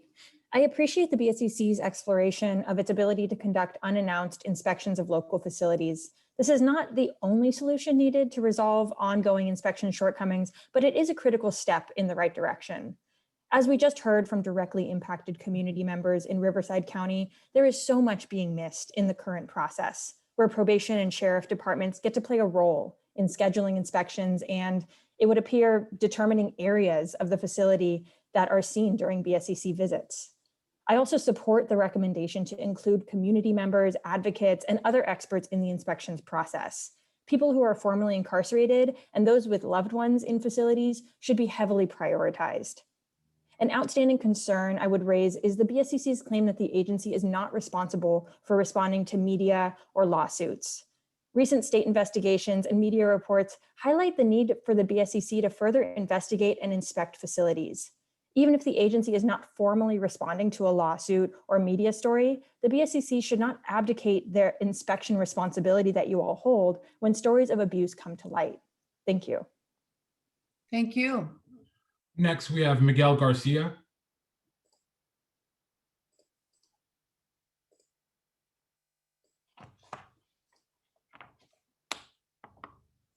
I apologize for that, having technical difficulties. Can you hear me? Yeah. Good afternoon, Madam Chair and board members. My name is Miguel Garcia with the Anti-Recidivism Coalition. As a youth inside DJJ, I worked on various construction projects at the Ventura Youth Correctional Facility for the inmate ward labor crew. In my time, I worked on all aspects of construction with union tradespersons, and I continue to work by myself under the supervision of project foremen. As a team leader who worked on various projects such as installing steel walls as part of the wall hardening project, barbed wire and chain link fencing expansion, and the enhancement to 2 behavioral treatment programs, much of my experience emulates the desires of probation departments in California as outlined in the response to the SB 823 Youth Programs and Facilities Survey. As a young man who has experienced youth incarceration and built youth prisons, the response from probation are concerning. For this reason, I recommend the following. There needs to be community representation on the scoring panel. The remaining 3 seats on the scoring panel should be filled by people formerly incarcerated in DJJ and representatives from the community-based organizations. Preference for CBOs that include system-impacted individuals on their leadership team and have impacted people on staff should be a priority. Probation and law enforcement should not be included on the scoring panel in order to avoid conflict of interest. The BSCC needs to make the application selection process for the scoring panel easily accessible and transparent. BSCC should share widely information on what being on the scoring panel means and how to apply. The BSCC should consider having a webinar for interested community members to explain this information. The BSCC should also ensure that the application window, it gives people a fair chance to apply.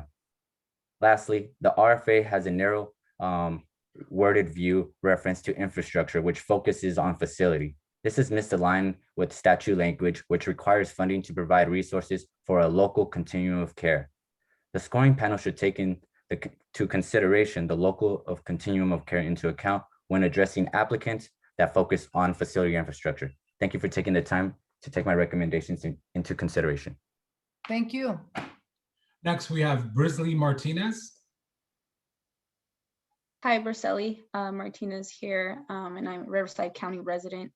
And again, I just want to reiterate that, I'm glad about, BSCC's commitment to do unannounced inspections. However, the issues are not going to be addressed by this change alone. As Norma mentioned in her debrief about these inspections, she was prohibited from speaking with incarcerated people about the conditions they're experiencing.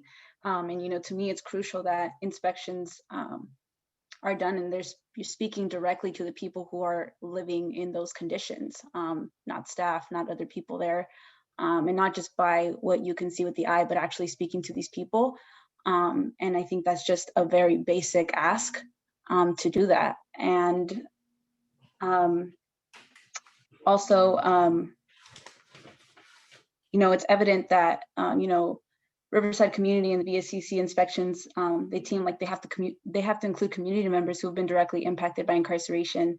And if the BSCC truly wishes to do their job, significant changes have to be made as soon as possible to protect the lives of incarcerated people. I also want to reiterate right now with the vaccine, it is it's a very basic ask to make sure that these facilities are giving information on the vaccine and not just saying, hey, come get the vaccine.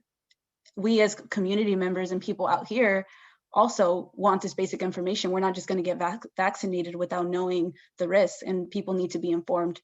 So this is another basic ask that I wanted to mention, and thank you so much. Thank you. Next, we have Next Generation Fellowship. Don't have a name.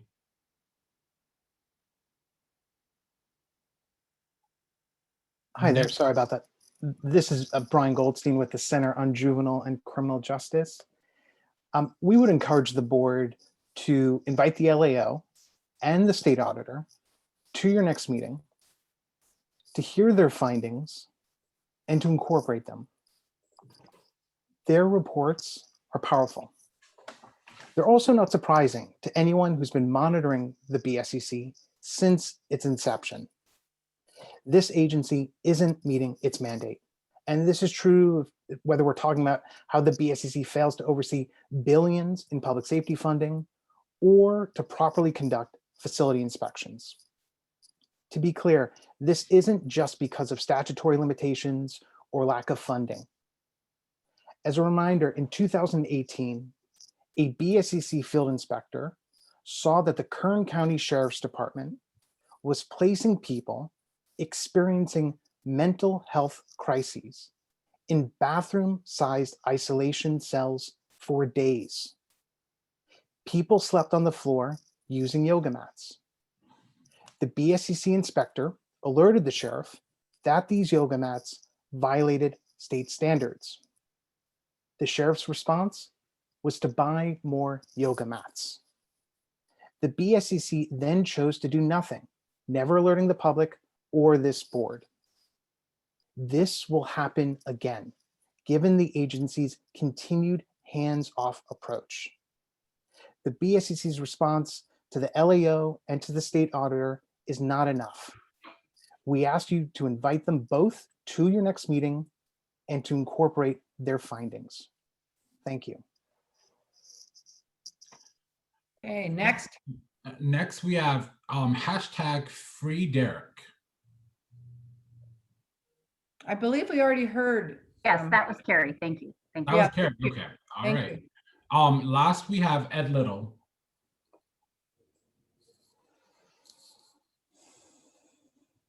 Good morning, everyone. My name is Ed Little with Californians for Safety and Justice. I want to speak briefly about enhanced inspections update.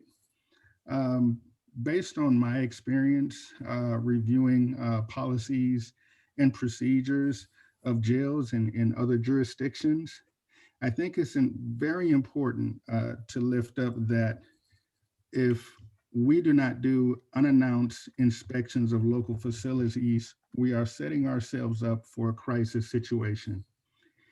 And what I mean by that is I have been involved with jurisdictions that have had a number of deaths in custody in jails. And one of the key findings that came out of that was there was always coordinated jail inspections with the facilities. And what happened in those situations, when the jail was made aware that the inspections were going to be done, the jails made every effort to clean up and make things look presentable. And so if there are roughly 5 or 6 inspections throughout the year, then those are the times in which the jail is in, quote unquote, a suitable condition. But the other 360 days of the year, the jail might not be in that type of condition. And what we found was when you really peeled back the layers, you found that the jails were in very, very poor conditions. And so I concur with my colleagues that it is very important to include community stakeholders, impacted individuals, formerly incarcerated individuals, community members and advocates in these inspections. You have to do unannounced inspections. This is not a situation where we're trying to do some sort of gotcha situation with the jails, but these types of inspections will inevitably save lives, save the state millions in resources, and prevent a crisis situation from arising. Thank you. Thank you. And Madam Chair, I'm going to call Lenora Taylor one more time if she's available. Lenora Taylor, please unmute yourself if you're on Zoom, or dial *6 if you're by phone.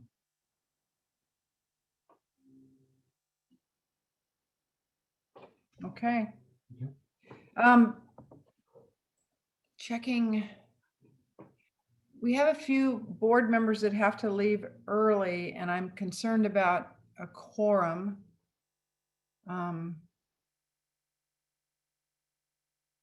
If we lose 2 members, Adam, are we still good with our action items? Well, depending on the recusals, I assume. I'll tell you what, let's move forward with the consent agenda. If you guys wouldn't mind considering the loss of 2 members during the rest of that, so we can maintain a quorum and move the items forward. Yeah. Okay, we're now at the consent agenda portion of the meeting, looking at items A and B.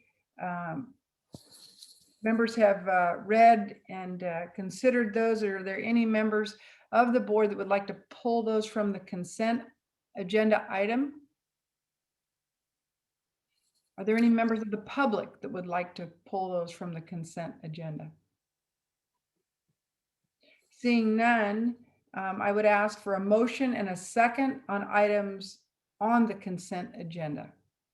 Dean So Groudon, I'll moved, make the Sheriff motion. Gore. All right. So we have- Second, Sheriff Gore. Okay, got that. Sheriff Gore, Groudon. Adam, will you take the roll?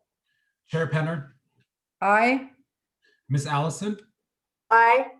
Mr. Vera Rosa,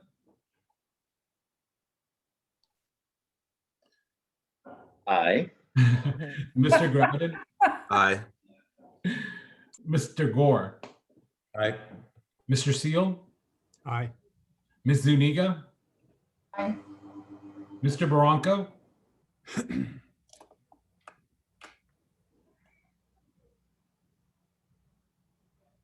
Mr. Mills, Aye. Mr. Steinhardt, Aye. Ms. Kumpion. Aye. Mr. Barranco, I know you're on the line, but I can't hear you. *6 if you're on the phone, I believe. And you should all be worried that I'm giving technical advice. Without Mr. Bronco's vote, I still have 10, so Okay. the motion carries. Thank you very much. Moving on now to action items. Item C, SB 823. All right. And before we begin this action item, Madam Chair, Chief Seal and Chief Zuniga should recuse themselves pursuant to Government Code Section 1091. Okay. We're still maintaining a quorum. I think it is Norma who has to leave in 2 minutes. Correct. So that would take us down to 8 voting members and 7 if we can't get Judge Branco's phone to come through. Are we good to go? 7 is our bare minimum, right? Right, Aaron? Correct. Okay. We have another board member who has to leave in 45 minutes. So we will continue with the agenda. Item C, John Prince, I see you willing and ready. Please move forward. All right. Good morning, Madam Chair and members of the board. I'm John Prince, Deputy Director of the County Facilities Construction Division. Item Agenda C proposes the release of the request for applications for the 9.6 million Youth Programs and Facilities Grant Program portion of the Senate Bill 823 and approval of a formation of a scoring panel to rate the applications. At the February 2021 board meeting, the board authorized the working group to seek public input into the development of the request for applications. The working group solicited public comment in 2 distinct ways. Written comment was requested from February 19th, 2021 through March 22nd, 2021.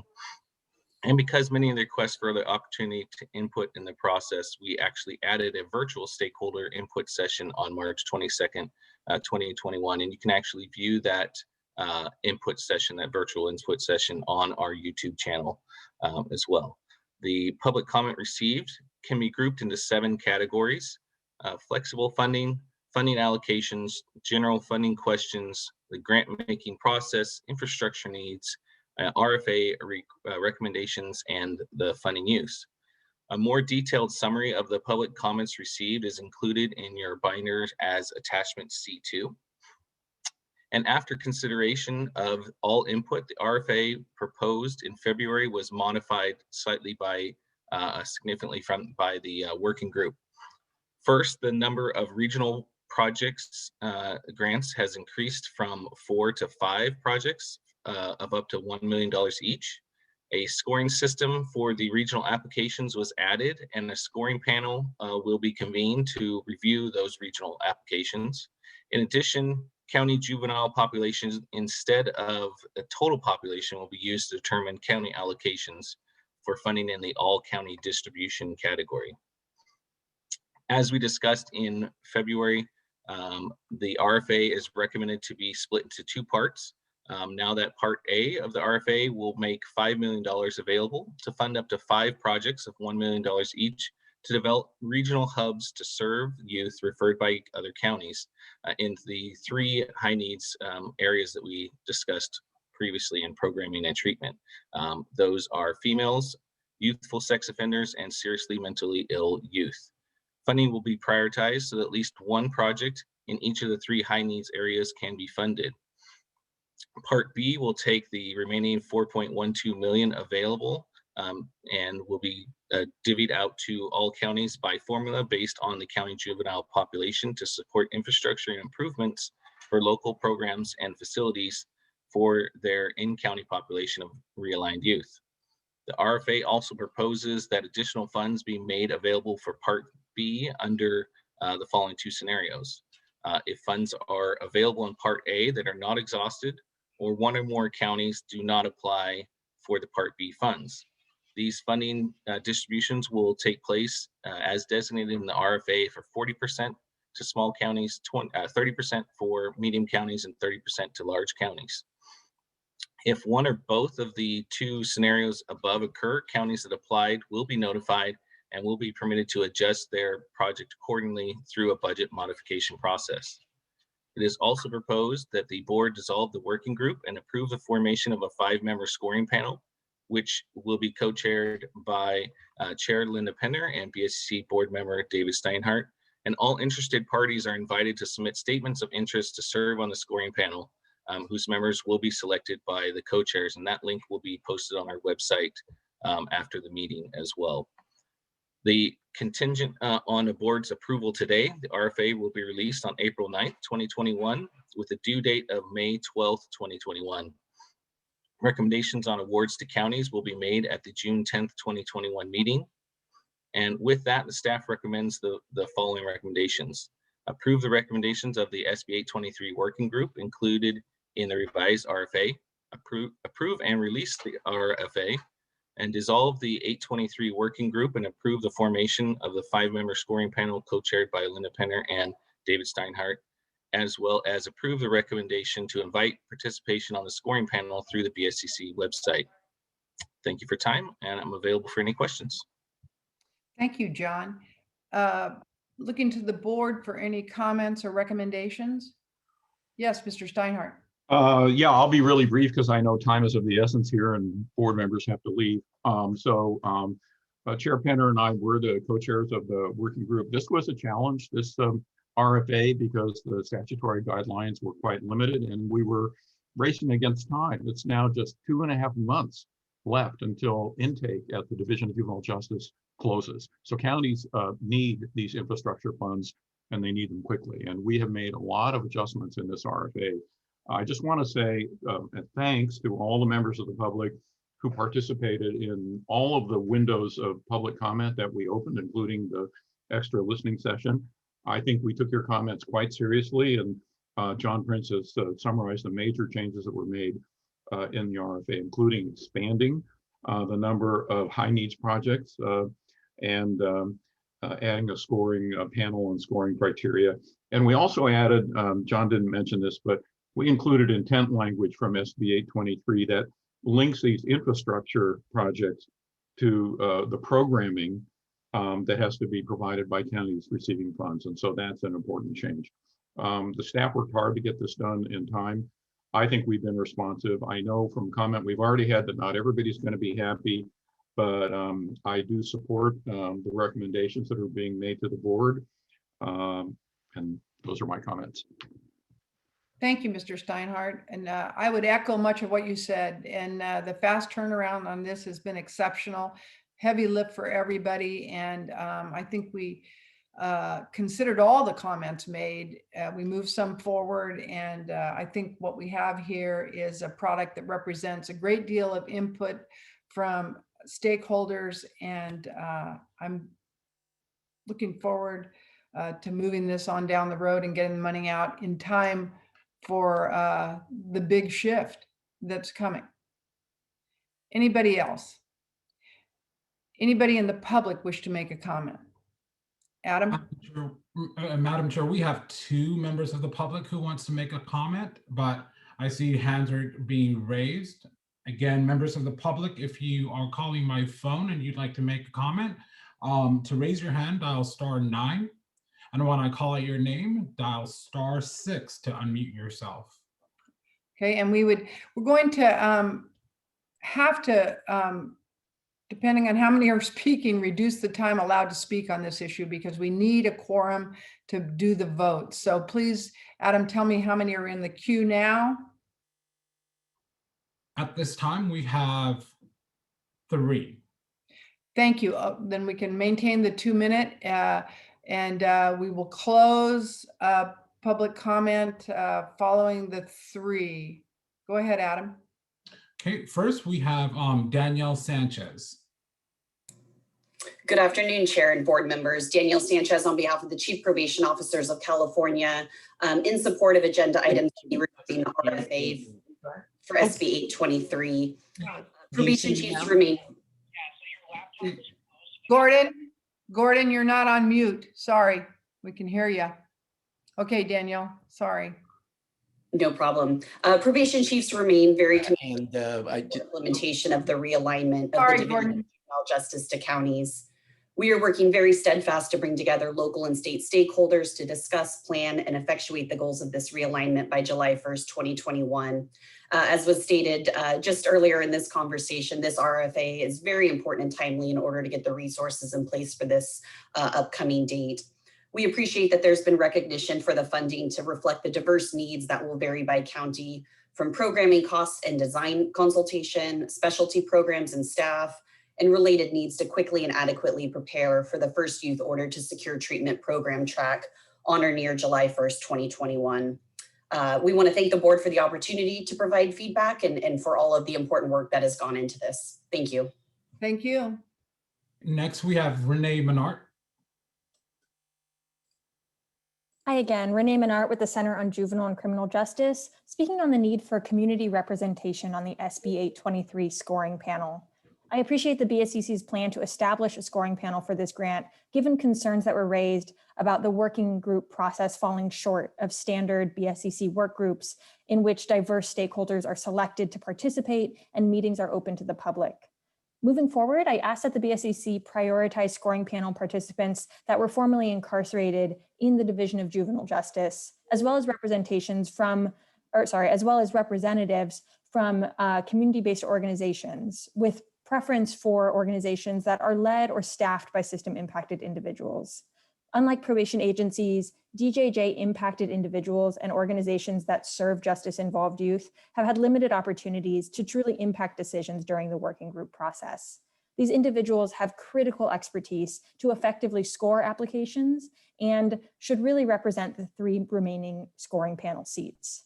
I request that the BSCC widely share information on the scoring panel process and how to apply in order to ensure successful outreach and transparency. Thank you. Thank you. And last, we have Aditi Shikara. Hi, I'd also like to address the scoring panel. As highlighted by community members during the listening session, the process for developing the RFA did actually not allow for adequate community feedback, which Renee also highlighted. So the BSCC really needs to ensure that there is community representation on the scoring panel. I echo the suggestion that the remaining 3 seats should be filled by people who've been formerly incarcerated in DJJ and representatives from CBOs that include formerly incarcerated people on their staff and leadership. I also really want to highlight that the application and selection process needs to be as accessible and transparent as possible. I would suggest at least a 3-week window to apply with a clear process that's fair and transparent, and also that the BSCC consider the earlier suggestion of having a webinar that details what would be involved with serving on the scoring panel and how to apply. Thank you. Thank you. That closes the public comment section under agenda item C. I now turn to the board. Any other comments? Seeing none, I'm looking for a motion in a second, please. I'll make a motion, Dean Groden. Yeah, I'll second it. All Oh, right. You got We it. have a go mo- ahead, David. This is your, We have a motion and a second. Sorry, David. Adam, will you please take the roll? Chair Penner, Aye. Miss Allison, aye. Mr. Vera Rosa, Aye. Mr. Groden, Aye. Mr. Gore, Aye. Mr. Seal, He's recused. He's recused, Adam. and Miss Zuniga recused. I'm sorry. Mr. Barranco. Aye. There he is. And I was the last time yelling and screaming into the computer, okay? Trying to wave. Sorry. We seem to give Gordon technological headaches during every meeting. I appreciate your patience. Well, I won't take up a lot of time, but my kids decided to solve that. They would get me a new computer. So I'm doubly confused now, okay? Thank you very much for staying with it. Okay. Where are we on the roll call? All right, Mr. Mills. Aye. And Thank Mr. Steinhardt. Aye. Oh, we don't want to exclude him from voting. That's terrible. Okay. Adam, The motion carries, Madam Chair. thank you all. for the expediency there. And I'm asking now for the recused members coming back to the board. That's Sheriff Gore and Chief Zuniga. Thank you. Moving on to item D on the Thank you, Madam Chair. And here comes Chief Seal. Okay, excellent. Thank you, Madam Chair. Agenda item D. I will be very brief on this one. The background here is that Senator Durazo from Los Angeles sent a letter to Chair Penner in February of this month in follow-up to a bill that she authored that became law this year, having to do with court-ordered fees connected to juvenile court cases. And in follow-up to her bill, she wrote to Chair Penner expressing her disappointment that she is hearing that some counties continue to impose fees for phone calls and visitor parking and other items. Chair Penner wrote back to Senator Durazo. We included both of those letters for your reference and indicated that the BSCC would be willing to, if the board approves this agenda item today, to conduct a survey of all counties so that we can better understand and provide information to the legislature, as well as if there is anything that falls appropriately within what the board can do in regulations, that we might be able to address some of these things. Primarily, however, the goal is to provide information through a data collection effort and a survey. As we were researching this item, our General Counsel, Erin McGuire, looked into more detail about something that's going on that is connected to this, and that's that the CPUC has recently begun their rulemaking process having to do with regulating the telecommunication services for people who are incarcerated. So that's connected topically to this, and we wanted to provide information here about some upcoming public hearings on April 28th and 29th, and we provided information in the agenda item. But back to the primary issue here, the recommendation from staff is that we develop a survey on the imposition of fees that affect youth and families involved in the juvenile justice system. And we would like to begin with a public stakeholder process to request comments and suggestions for the types of issues that we should include on that survey.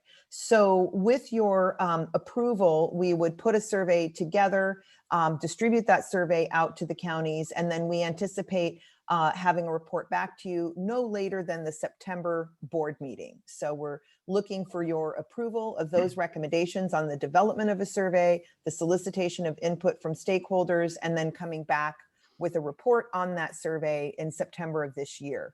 Happy to take any questions that you may have. Mr. Steinhardt.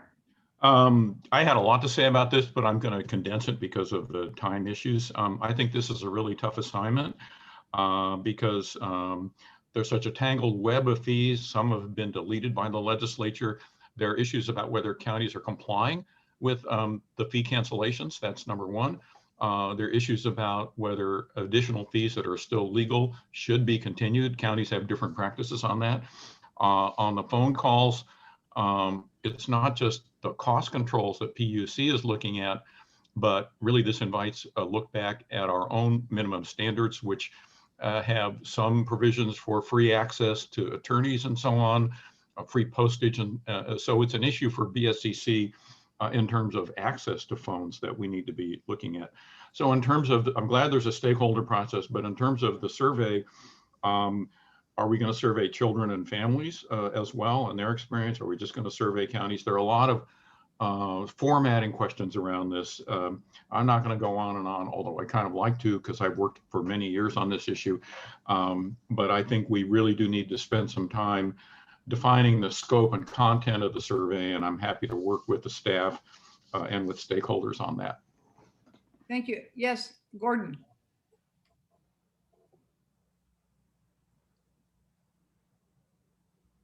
We can't hear you, Gordon. You were unmuted and you remuted, so unmute one more time. Okay, There we now, go. Yeah. all right. Very briefly, since I'm the Judicial Council representative on this board, this is a huge issue in the court system. These fines and fees, and especially as it pertains to juveniles. So I hope we can be of assistance. Mm. Yes, thank you. Anyone else? Now we're going to move to the public comment portion of this. I would like to put on the record that we have received written comments from Sue Burrell, who was in her car and wasn't going to be able to stay on the phone to make her comments personally. You've all received those in an email, and my quick review of that is really seeing that her comments are along the lines of Mr. Steinhardt, really taking a look at what exactly we should be looking at in terms of how this the fees and fines are charged and what should be included in our survey. So that is noted. Asking you now, Adam, do you have anybody in the queue for this item? Currently, we have one member of the public in the queue. Okay, and we will now close the queue. Adam, go ahead. We have Aditi again. Hi, yes, Aditi Sharakar again from Children's Defense Fund, California. We remain concerned about juvenile facilities charging families for phone calls, for visitor parking, other items, and urge the BSCC to act swiftly on this issue. For a public stakeholder process, we think it's essential that the survey collect information on all fees that are charged for communication services, specifically to include phone calls, but also the video calls. And the BSCC should consult with those with loved ones inside the facilities, community-based organizations, and advocates on how to meaningfully gather public input to develop the survey. These are the experts on the ground. They know how this works, and they should have a meaningful opportunity to contribute to this process. Thank you. Thank you. Okay, now back to the board. I'm looking for a motion and a second, please. I'll move it. Thank you. Second? Kathy Allison, second it. Thank you. Thank you. Adam, please take roll. Chair Penner, Aye. Miss Allison, Aye. Mr. Vera Rosa, Aye. Mr. Groudon, Aye. Mr. Gore, Aye. Mr. Seal, Aye. Ms. Zuniga, Aye. Mr. Barranco, Aye. Mr. Mills, Aye. Mr. Steinhardt, Aye. and Madam Chair, the motion carries. Thank you very much.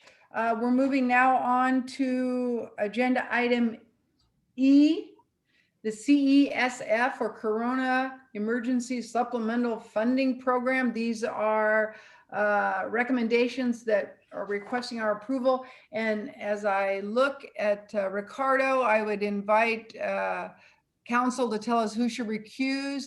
While I'm doing that, Ricardo, I'd like you to think of how to make this very short and efficient. Go ahead, Mr. McGuire.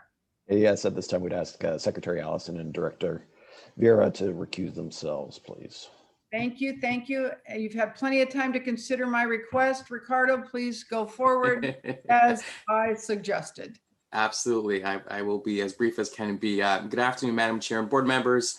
Ricardo Goodridge with the Corrections Planning and Grants Programs Division.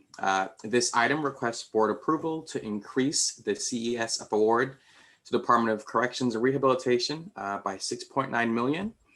With your approval, this funding will be made available to community-based providers in CDCR's Specialized Treatment for Optimized Programming Network to address reentry services and emergency temporary housing needs of individuals released from state prison due to the coronavirus. For ease of reference, I would just refer you to the agenda under the history section, and you could see the chronological activities that have occurred today in the instance of just being a bit more expedient. By way of as a super quick refresher, on July 16th, the board 2020, that was the board held an emergency meeting to allocate $15 million to CDCR. And on November 20th of 2020, the board released a $41.7 million application to counties with a February 1, 2021 due date. 24 applications were received by February 1st. Subsequently, at the February board meeting in 2021, the board voted to extend the county application due date an additional month to provide counties additional time to apply for funding. 7 additional applications were received with that extended due date. A total of 31 applications were received from counties. 26 counties did not apply for funding, and 1 county was not eligible to receive funding because of funds that were prior made available to them through the Bureau of Justice Assistance allocation. Now that said, ordinarily staff would ask the board to issue a new request for proposal to allocate the remaining funds, which in this case is 6.9 million. However, the BSCC must encumber the full CESF award no later than June 30th, 2021, and there's insufficient time remaining to follow our traditional steps. In view of this, staff proposes that the board allocate the remaining award to CDCR through their specialized treatment network. This would increase the total amount of funding available for reentry services and emergency temporary housing to approximately 21.9 million. And if approved, a minimum of 90% of the award would be passed through to community-based providers in that network. At this time, staff recommends that the board take the following actions. Increase the coronavirus emergency supplemental funding award to CDCR by 6.9 million and direct staff to amend the grant agreement with CDCR accordingly, and direct staff to reallocate any future award relinquishments or reversions from county recipients to CDCR to help address the emergency temporary housing needs of individuals released from state prison due to the coronavirus and for reentry services. Madam Chair, this concludes staff's presentation, and I'm happy to take any questions you may have. Thank you very much, Ricardo. Looking to the board for any questions or comments. Seeing none. Adam, do we have anyone in the queue? We do not have any public comment for this item. Thank you. Back to the board. Adam, roll call the vote, please. Oh, I'm sorry. Strike that. Let's have a motion in a second before we vote, just because that's a procedure. This is Gordon. I move. Thank you. Andy, second. Thank you very much. Adam, please roll call. Chair Penner, Aye. Miss Allison and Mr. Verarosa recused. Mr. Gradden, Aye. Mr. Gore, Aye. Mr. Seal, Aye. Ms. Zuniga, Ms. Zuniga, Aye. Mr. Barranco, Aye. Mr. Mills, Aye. Mr. Steinhardt. Mr. Yes. Steinhardt? Oh, Aye. Aye. okay. Madam Chair, the motion carries. Thank you very much. Moving on now to item F. I see Helene here, and I'm not sure if you heard my remarks to your colleague, Ricardo, but I hope you took note of those. We're working very hard to maintain a quorum right now. Please begin your presentation. Very much. Good afternoon, Madam Chair, board members. My name is Helene Zettner. I'm a field representative with the Corrections Planning and Grants Program Division, and I'm presenting agenda item F. This agenda item requests board approval of the Proposition 64 Public Health and Safety Grant Program Awards as recommended by the scoring panel convened for the purpose of reading and rating the proposals submitted for cohort 2 funding. And just real briefly, Prop 64 was the voter initiative that legalized the recreational use of cannabis in California for people aged 21 years and older, and a portion of tax revenue generated from the cultivation and retail sale of legal adult use cannabis or cannabis products funds the BSCC Prop 64 grant program. There's some background in the agenda item that real briefly, this process fully started in September of 2019, but there's a little bit more information in your item about the background on that. The main point is that the language in Rev and Tax Code at that time of the original application limited the eligibility of local governments who could apply for and receive Prop 64 funding through the BSCC. So the initial program culminated in only 10 local government awards. But shortly after those awards by the BSCC board in September of 2020, Assembly Bill 1872 was enacted that amended the Revenue and Tax Code and broadened the criteria for subsequent Prop 64 awards. That attachment 2 will show you the difference in that tax and Revenue and Tax Code section. So to expedite another round of Prop 64 funding, given the new eligibility criteria, last November, the board approved the re-release of the initial RFP with the change in the rev and tax code language and some minor updates. The available funding for this cohort had now accumulated to just over $51 million, and that RFP is attachment 5. The board also approved a scoring panel process to read and rate those proposals. The membership included several original executive steering committee members, and that list can be found in attachment 1. And real briefly, I want to thank board member Gordon Branco for his time and leadership on that scoring panel process. And I also see a few panel members on the call, so I'd like to thank you too for your time and efforts.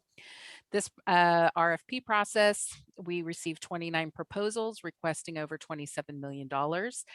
After the review of the applications, 3 did not meet criteria and 1 withdrew from the process. So at this time, I'd like to show you a slide that shows you those cities and counties that are recommended for funding.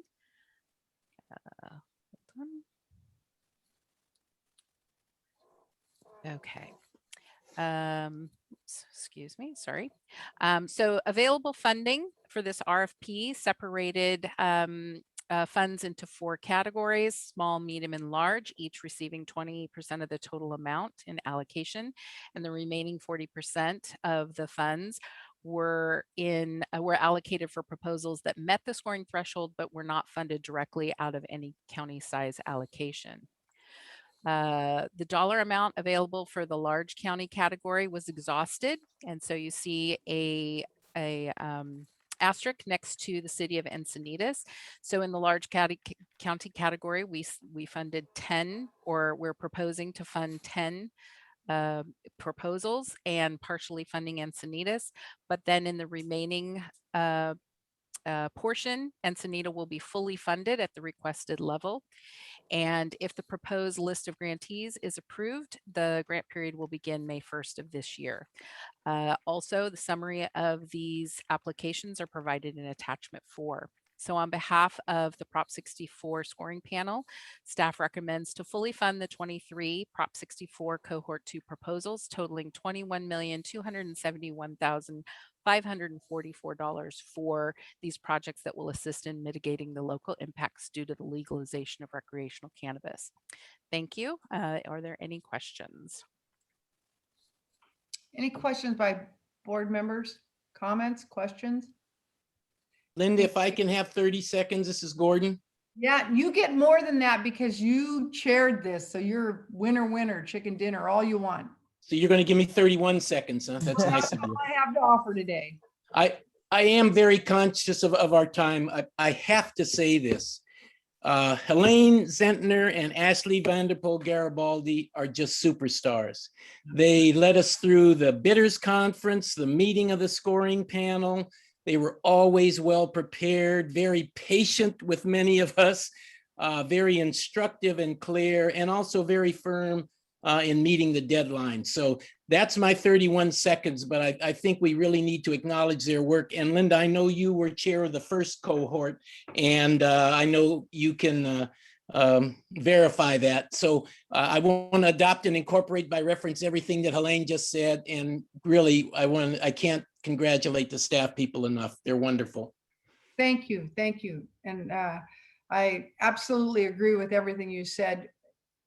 Helene was unhappy with the first chair. That's why you got the job next. That's my story. Oh, I heard something else, but anyway. All right. So any other comments, suggestions from the board? Seeing none. One, Sheriff Gore. Where are you, Erring Sheriff? on the side of caution. I was erring on the side of caution. I was supposed to recuse myself from this, but without me, do you have a quorum? I believe we still have a quorum. Okay, thank you. Thank you. Adam, public comment on, oh, I'm sorry, Sheriff Groudon, the first time you raise your hand, I try to ignore you. Please unmute yourself. There you go. Just looking at it, I was just curious from Helene if it says that a few of the applicants, 3 of them were ineligible due to, or determined to be ineligible during the technical review. Was there a particular reason or like a consistent reason why they were ineligible? Not just curious. consistent. No, we have a technical review form that is part of the RFP that we go through. And these were applicants that either asked for more than the allowed amount or submitted proposals that were missing some major sections. Okay, thank you. I was just curious. Appreciate it. Thank you. Any further comments, questions, suggestions? Seeing none. Adam, do you have anybody in the queue? Yes, I have one public member. That's Anita Gutierrez. Okay, we'll close the queue now. Go ahead, Anita. Thank you so much, board members. Good afternoon. My name is Anita Gutierrez, Director for Development Services for the City of Pomona. And on behalf of the city, I just wanted to express our support and excitement at the staff recommendation to approve our request for $1 million in funding to support our commercial cannabis permit program. The City of Pomona recently adopted and completed a 4-phase merit-based program that approved 4 businesses to open later this year. Therefore, the timing of this grant investment is ideal as we embark on regulating our legal operators citywide and navigating public health and safety impacts from legalizing recreational cannabis. One of the most exciting aspects of our strategy will be the creation of the first of its kind public health coordinator position within the city to use a public health model of the social determinants of health towards the impact of cannabis on the Pomona community. The individual will work actively towards improving the commercial cannabis program and serve as the liaison between the city and community stakeholders. And recently, as you may know, the Public Health Institute scored all California jurisdictions that have legalized cannabis as on the effectiveness of their cannabis ordinances in protecting youth and supporting social equity. And of 157 jurisdictions, Pomona ranked 3rd. And we're hoping with the BSCC funding, we can improve that program to be #1 in the state and at its next review. Thank you so much to the board for your thoughtful consideration. We look forward to a favorable action, and thank you so much to staff. Thank you. Returning now back to the board. I'm looking for a motion in a second. Well, this is Gordon. I'll move. There you go. Do we have a second? This is Andy. We'll go again. Thank you. Thank you.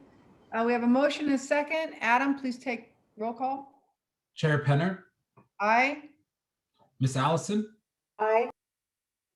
Mr. Verarosa, Aye. Mr. Groudon, Aye. Mr. Gore recused, and I believe Mr. Seal recused, and Miss Zuniga, Aye. Mr. Barranco, Aye. Mr. Mills, Aye. Mr. Steinhardt. Aye. Madam Chair, the motion carries. Thank you very much. Moving on now to item G, Title II grant programs, identifying effective interventions. And I think it's Tim. Are you I am here. Judge Bronco, I believe, needs to recuse himself. Yeah, thanks, Tim. Pursuant to Government Code Section 1091, Mr. Branco is going to recuse on this item. This is a contract that's going to be awarded in one of the sub-grantees, well, it's not subcontractors. As part of this contract is going to be the National Institute for Criminal Justice Reform. Mr. Branco sits on the board of that organization, so he will recuse from this item. I am going to leave my room. Adam says that he's going to call me. All right. Thank you, Gordon. So good Okay. afternoon. Yep, good. Good. Good afternoon, Madam Chair, members of the board. I'm Timothy Plasek, Field Representative with the Division of Corrections Planning and Grant Programs. Today, I'm presenting Agenda Item G, which is a request for approval of the Title II grant program, identifying effective interventions and replicable strategies for reducing racial and ethnic disparities contract.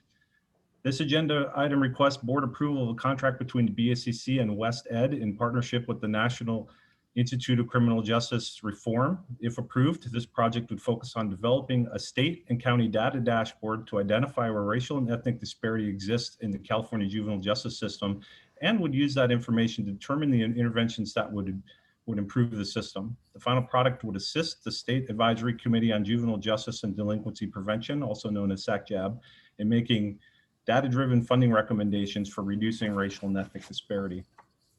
As you recall, the board approved a request for proposals for release on November 19th, 2020. 4 proposals were received and rated by the SACJAB Racial and Ethnic Disparity Working Group. The SACJAB membership reviewed the rating results on March 28th, 2021, and recommends contracting with WestEd, a nonprofit research agency with expertise in identifying youth opportunity gaps. In preparing for this recommendation, staff have requested spending authority in the 2021-22 state budget. With approval, it is anticipated that the project would begin July 1st, 2021. For this agenda item, staff recommends the board approve the recommendation to contract with WestEd as recommended by the SACJAB Racial and Ethnic Disparity Working Group and the SACJAB membership. This concludes my report. I'd be happy to take any questions. Thank you very much. Timing was excellent. Any questions or comments from board members? Seeing none, any public comment on this item? We do not have public comment on this item. Thank you, Adam. Moving back to the board for a motion and a second. Kathleen I'll Allison. move it, Steinhardt. All right, we can use those in any order you like. Thank you very much. Adam, please take roll. Chair Penner, Aye. Miss Allison, Aye. Mr. Vera Rosa, Aye. Mr. Groudon, Aye. Mr. Gore, Aye. Mr. Seal, Aye. Ms. Zuniga, Aye. Mr. Barranco recused himself, Mr. Mills, Aye.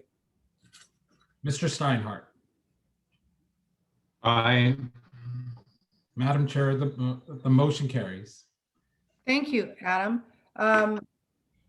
Moving on now to item 5, wherein we have a public comment session. You now may make comments on any agenda item or any future items you wish to make a comment on. Adam's calling Judge Barranco, I can see. Yes. Adam, there he is. He came back like clockwork. Okay, so Adam, do we have anyone in the queue for final public comments? I do have only one member of the public who'd like to make a comment, but I am starting to see a raised hand, same person. So that's Okay. Grizzly Martinez. Okay, and we will now close the queue. Go ahead, Adam. Yeah, Grizzly Martinez.